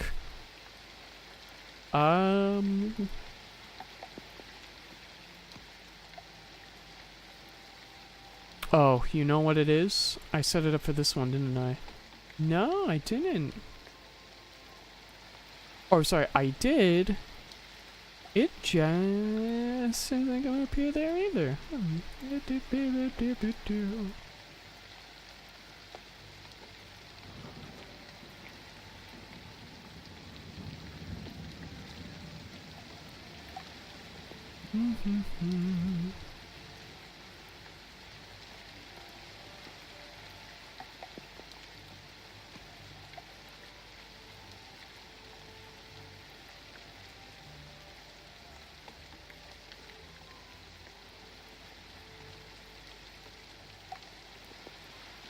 Wait, really? That's how that works?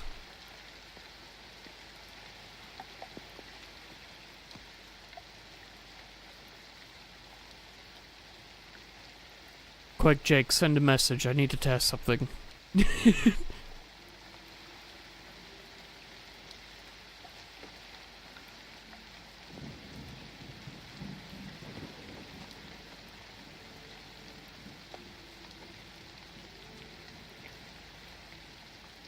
I forget by quick I mean apparently after this really long delay. Good lord.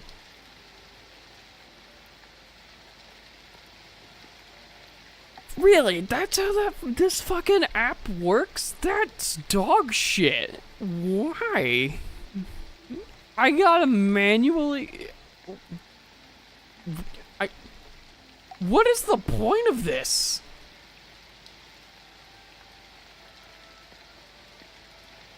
I know what the point of it is. Alright, that's stupid and is unfortunately not what I'm looking for in a fucking chat widget. Alright. That's good to know. We tested something and we found something out. Future streams will be improved thanks to our accomplishments here today.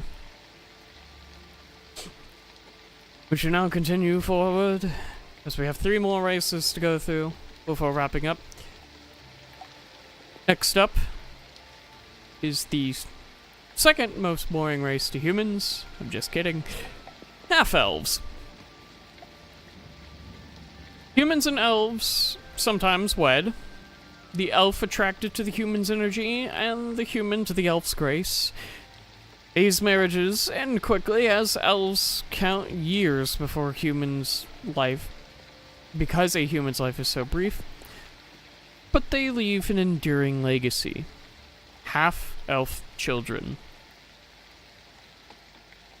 The life of a half-elf can be hard. If raised by elves, the half-elf seems to grow with astounding speed, reaching maturity within 2 decades. The half-elf becomes an adult long before she has time to learn the intricacies of elven art and culture, or even grammar. She leaves behind her childhood friends, becoming physically an adult, but culturally is still a child by elven standards. Typically, she leaves her elven home, which is no longer familiar, and finds her way among humans. If, on the other hand, she is raised by humans, the half-elf finds herself different from her peers, more aloof, more sensitive, less ambitious, and slower to mature. Some half-elves try to fit in among humans, while others find their identity in their differences. Most find places for themselves in human lands, but some feel like outsiders all their lives. Personality. Most half-elves have the curiosity, inventiveness, and ambition of the human parents, along with their refined senses, love of nature, and artistic taste of their elven parents. Physical descriptions. To humans, half-elves look like elves. To elves, they look like humans. Indeed, elves called them half-humans. Half-elf height ranges from about under 5 foot to about 6 feet tall, and weigh usually the ranges of 100 to 180 pounds.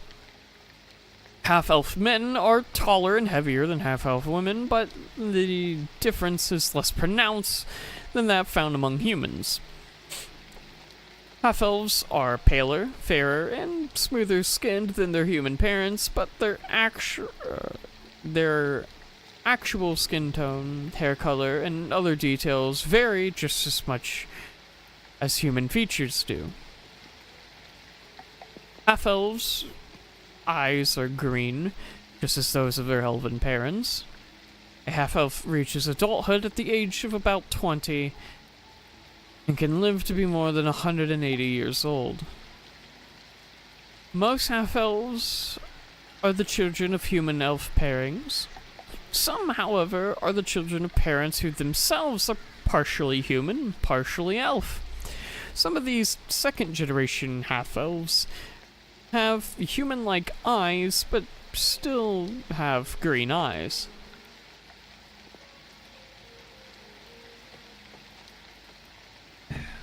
Relations. Half-elves do well among both elves and humans. They also get along well with dwarves, gnomes, and halflings. They have elven grace without elven aloofness and human energy. Without human brutishness? That's one I'm actually gonna look up. Those two O's don't make sense to me. Hey Google. Oh wait, fuck, I forgot my phone. Boorishness. Boorishness, alright. Yeah, we'll go with that. They make excellent ambassadors and go-betweens, except between elves and humans, since each side suspects the half-elf of favoring the other. In human lands where elves are distant, or not on friendly terms with other races, however, half-elves are viewed with suspicion. Some half-elves show their marked disfavor toward half-orcs. Show a marked disfavor against half-orcs. Perhaps the similarity between themselves and half-orcs makes these half-elves uncomfortable. Alignment. Half-elves share the chaotic bent of their elven heritage, but like humans, they tend towards both good and evil in equal proportions. Like elves, they value personal freedom and creative expression, demonstrating neither love of leaders nor desire for followers. They chafe at rules, resent others' demands, and sometimes prove unreliable, or even unpredictable.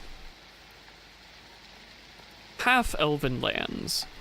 Half-elves have no lands of their own, but they are welcome in human cities and elven forests.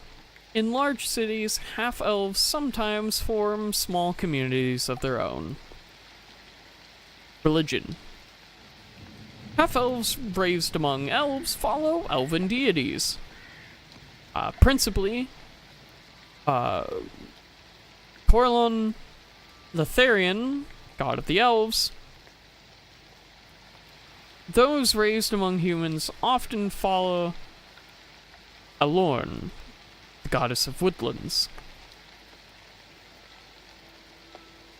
Language. Half-elves speak the languages they are born to, common and elven. Half-elves are slightly clumsy with their intricate elven language, though only elves notice. And even so, half-elves do better than non-elves. Names. Half-elves use their human or elven naming conventions. Ironically, a half-elf raised among humans is often given an elven name in honor of her heritage, just as a half-elf raised among elves often takes a human name. Adventurers. Half-elves find themselves drawn to strange careers and unusual company. Taking up the life of an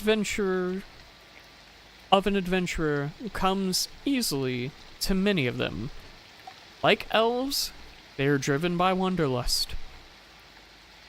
And now, the game mechanics. Half-elves are considered a medium-sized creature, incurring no penalty or bonus. A half-elf base land speed is 30 feet. They have immunity to sleep spells and similar magical effects, and a +2 ratio bonus to saving throws against enchantment spells and effects. They have low light vision. I'm not going to repeat low light vision's description again. They have a +1 bonus to listen, search, and spot checks. A half-elf does not have the elves' ability to notice secret doors simply by passing near them. Half-elves have keen senses, but not as keen as those of an elf. Who is this for? My players. My players who don't want to read themselves. It's a legitimately fair question, honestly.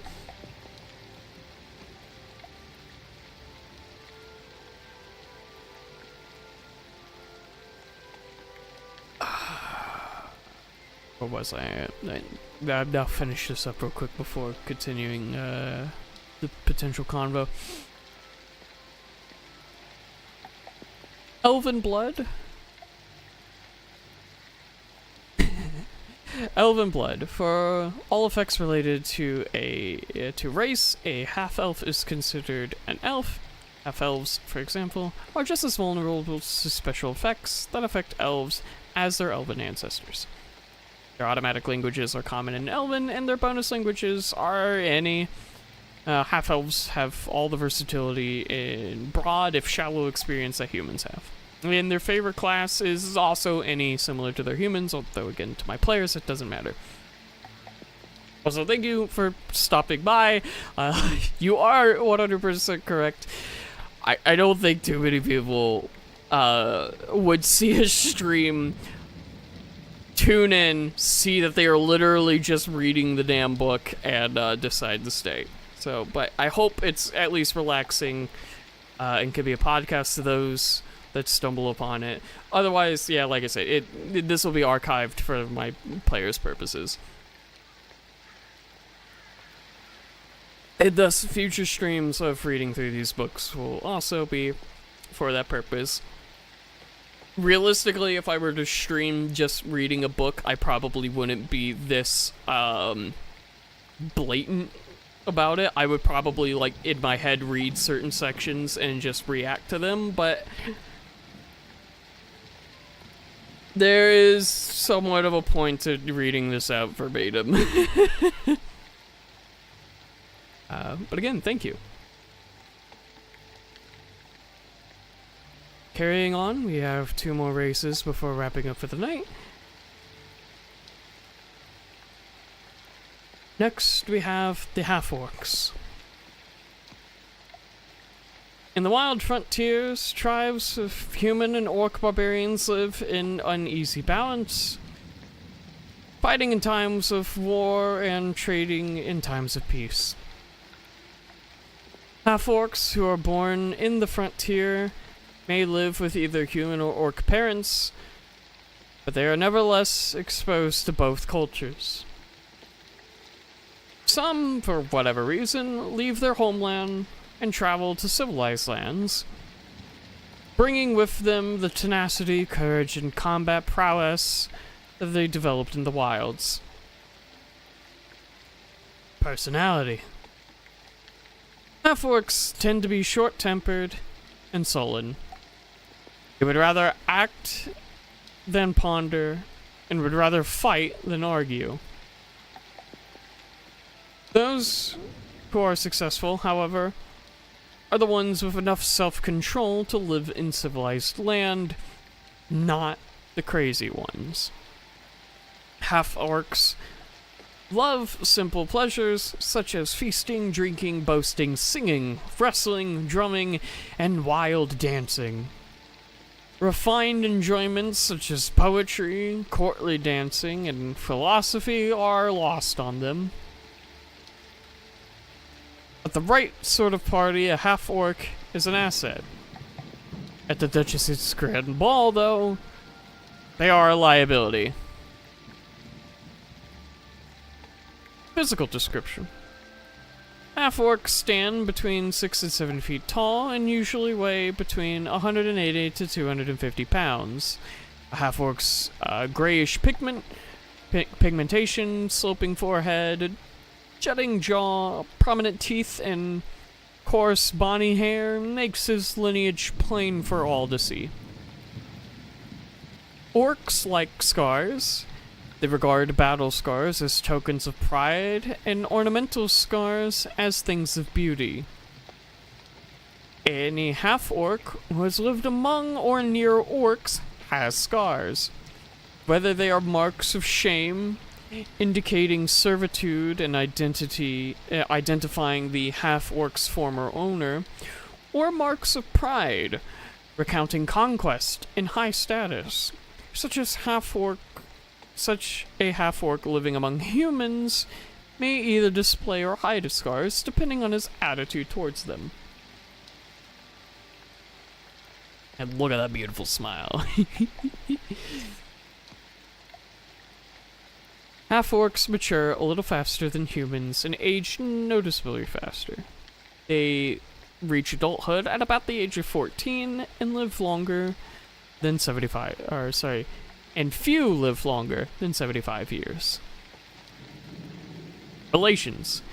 Because orcs are the sworn enemies of dwarves and elves, half-orcs can have a rough time with members of these races. For that matter, orcs aren't exactly on good terms with humans, halflings, or gnomes either. Each half-orc finds a way to gain acceptance from those who hate or fear his orc cousins. Some half-orcs are reserved, trying not to draw attention to themselves. A few demonstrate piety and good-heartedness as publicly as they can, whether or not such demonstrations are genuine. Others simply try to be so tough that others have no choice but to accept them. Alignment. Half-orcs inherit a tenacity towards chaos from their orc parents, but, like their human parents, they favor good and evil in equal proportions. Half-orcs raised among orcs and willing to live out their lives with them are usually the evil ones. Half-orc lands.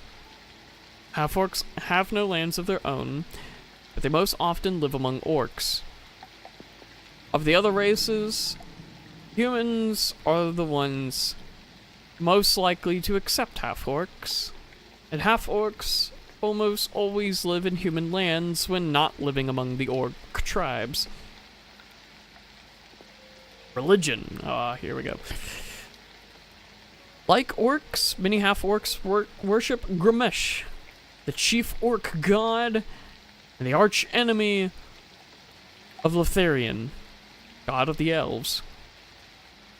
While Grimesh is evil, half-orc barbarians and fighters may worship him as a war god, even if they are not evil themselves. Worshippers of Grimesh who are tired of explaining themselves, or who don't want to give humans a reason to distrust them, simply don't make their religion public knowledge. Half-orcs who want to solidify their connection to their human heritage, on the other hand, follow human gods, and they may be outspoken in their shows of piety. Language.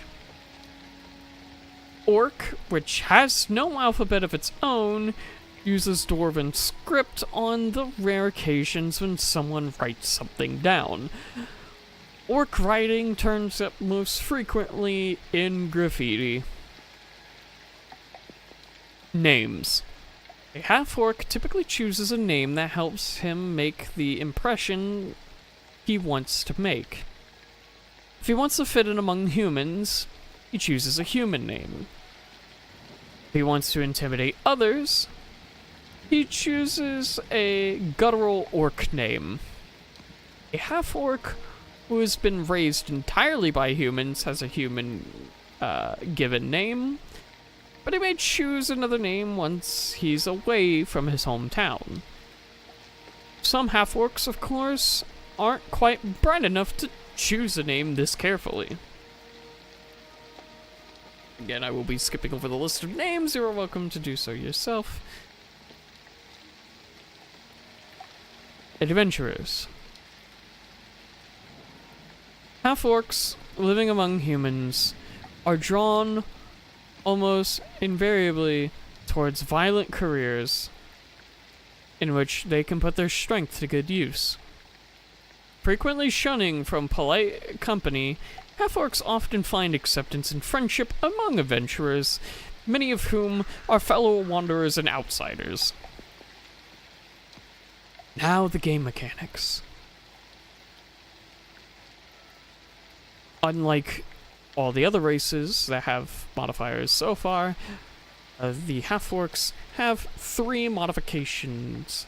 They get a +2 to their strength ability, but a -2 to both intelligence and charisma. Half-orcs are strong, but their orc lineage makes them dull and crude.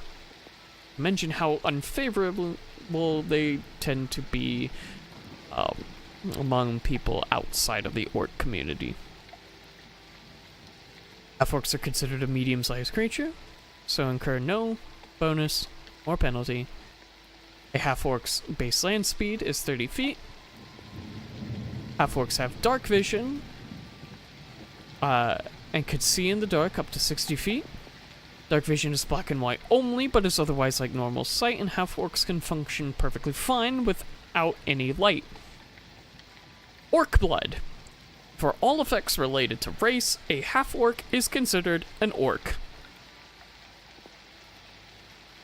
Their automatic languages include Common and Orc, and their bonus languages include Draconic, Giant, Gnoll, Goblin, and Abyssal. Smart half-orcs, who are rare, may know the language of their allies and rivals. Of course, the favored class to the half-orc is Barbarian. Who would have thought? We'll once again take a brief pause in case anyone has any questions, conversations, or concerns. And also to give my eyes a minute to readjust, because the text is really small. Like, really small.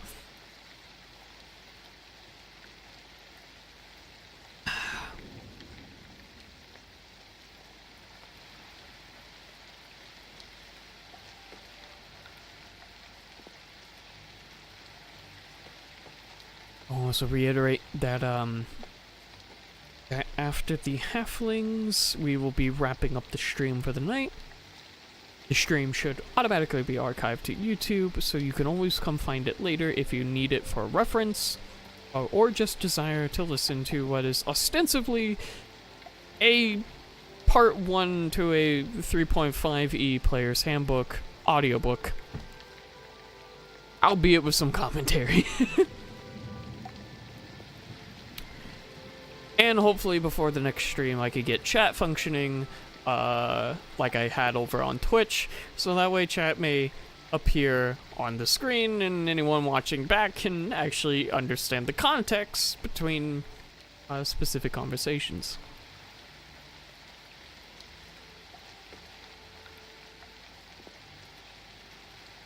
Alright.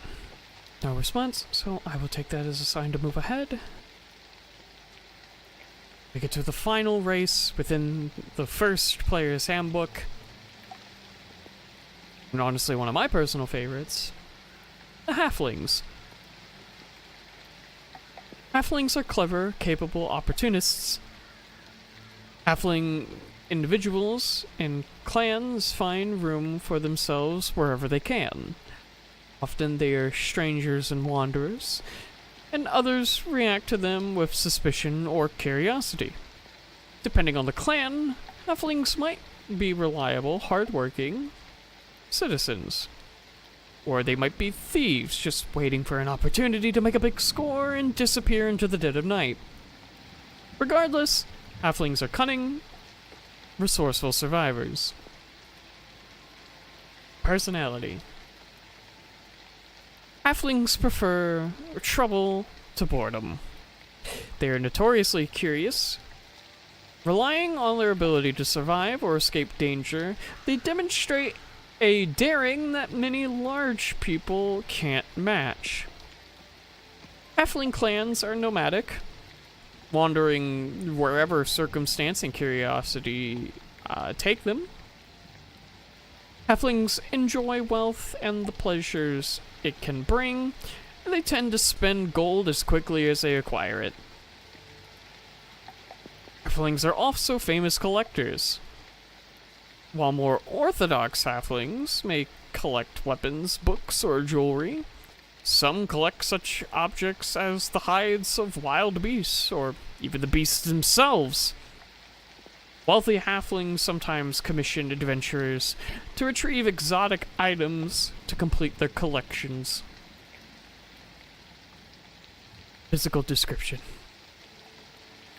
Halflings stand about 3 feet tall and usually weigh between 30 and 35 pounds. Their skin is ruddy, and their hair is black and straight.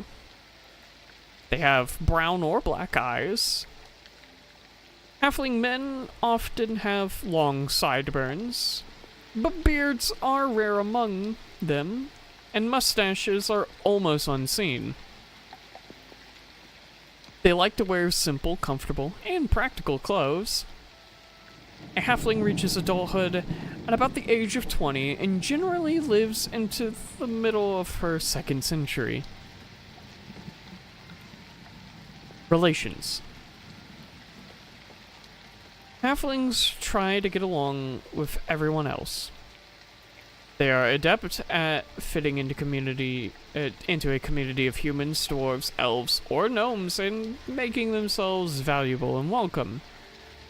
Since human society changes faster than the societies of the longer-lived races, it is human society that the most frequently offers halflings opportunities to exploit.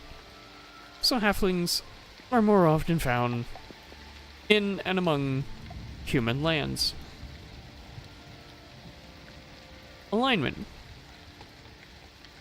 Halflings tend to be neutral. While they are comfortable with change, a chaotic trait, they also tend to rely on intangible constants, such as clan ties and personal honor, a lawful trait. Halfling lands. Halflings have no lands to call their own. Instead, they live in the lands of other races, where they can benefit from whatever resources those areas have to offer.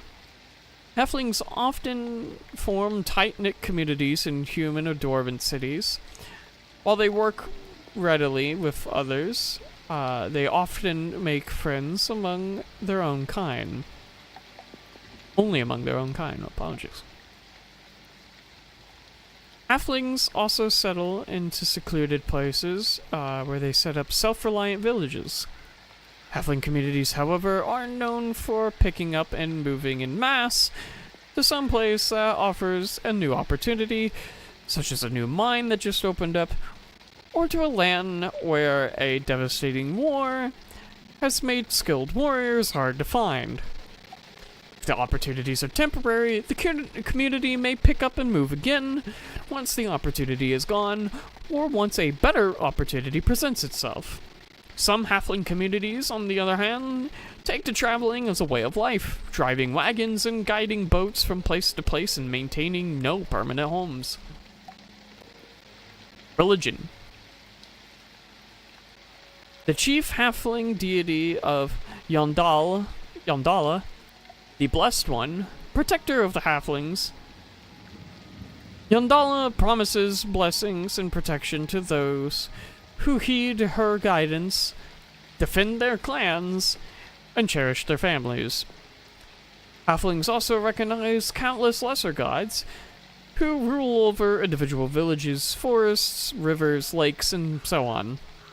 The halflings pay homage to these deities to ensure a safe journey as they travel from place to place. Language. Halflings speak their own language, which uses the common script. They write very little in their own language, so unlike dwarves, elves, and gnomes, they don't have a rich body of written work. The halfling oral tradition, however, is very strong. While the halfling language isn't secret, halflings are loath to share it with the others. Almost all halflings speak common, since they use it to deal with the people in whose lands they are living in, or traveling through. Names. A halfling has a given name, a family name, and possibly a nickname. It would seem that family names are nothing more than nicknames that stuck so well they have been passed down through the generations. So again, you may read through the names as you wish. I will pick out a few family names here that I like. Brush Gather, Good Barrel, and Thorn Gag. Or sorry, I think it's Thorn Gauge, not Gag. Oh, that's a different type of adventure.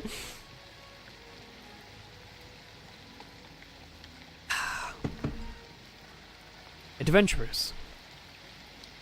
Halflings often set out on their own to make their way in the world. Halfling adventurers are typically looking for a way to use their skills to gain wealth and status. The distinction between a halfling adventurer and a halfling out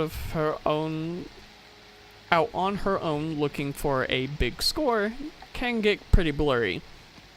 For halflings, adventuring is less of a career than an opportunity.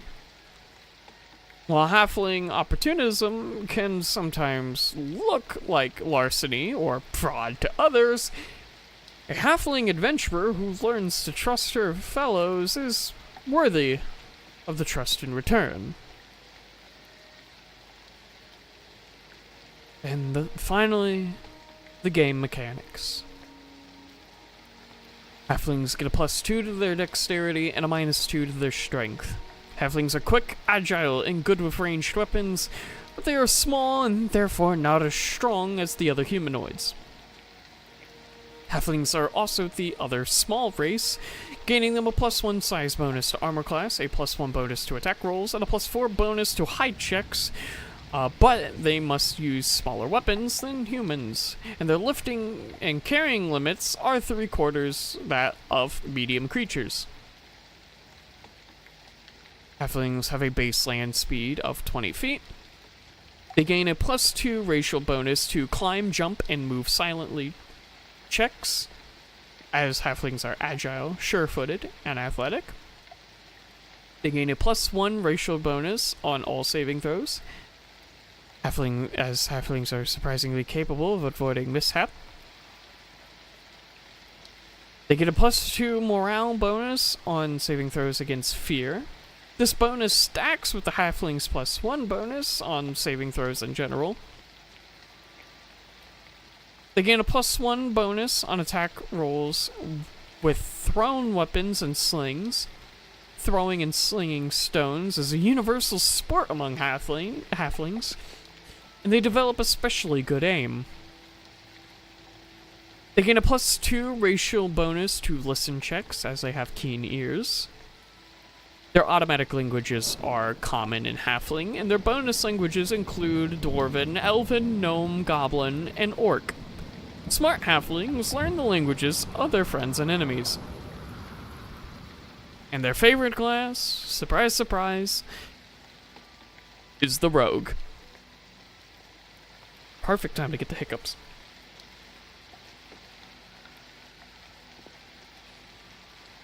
So in short, we've gotten through the races, which is ostensibly chapter 1, but also talked about the abilities a little bit. For any of my players who may just need to listen to the rules to help establish them, feel free to come back to this video and listen to the information provided as often as possible, though I do still encourage you to read the books yourselves thoroughly and, you know, work your muscles in the brain a little bit better. Regardless, we will pick this up eventually. I don't know when yet, but I will continue on with at least the classes, skills, and feats at some point. Probably combat as well. If there is demand among my players for it, I may even finish the entirety of the book in this audio format. But I hope you could appreciate the resource being provided. And again, all resources are provided to you for the sake of this campaign. And I hope you are as excited as I am to eventually be running this, as this is a new form factor that I don't think any of us have participated in before. And again, if you have any questions or concerns, you are more than welcome to reach out to me. I will keep this open in case, Jake, if you're still awake in particular, to throw anything at me. But after a little bit here, I am going to go ahead and close down the stream again. And to anyone that might happen to find this as happenstance, I hope this could be an interesting audiobook with commentary in the background for you.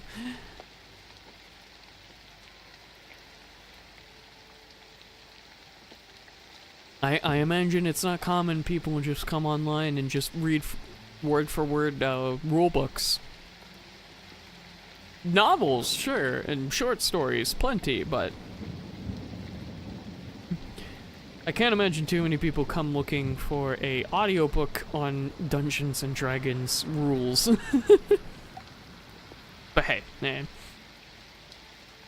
I'm making this for a reason, so if one person requested it or hinted at it, I'm sure other people have somewhat of a desire to be able to listen to rules just as much as read them. Or perhaps even listen and follow along. Which I heavily encourage, because reading it with your eyes as well as listening to it, I find, at least for me personally, to be an easier way of retaining information.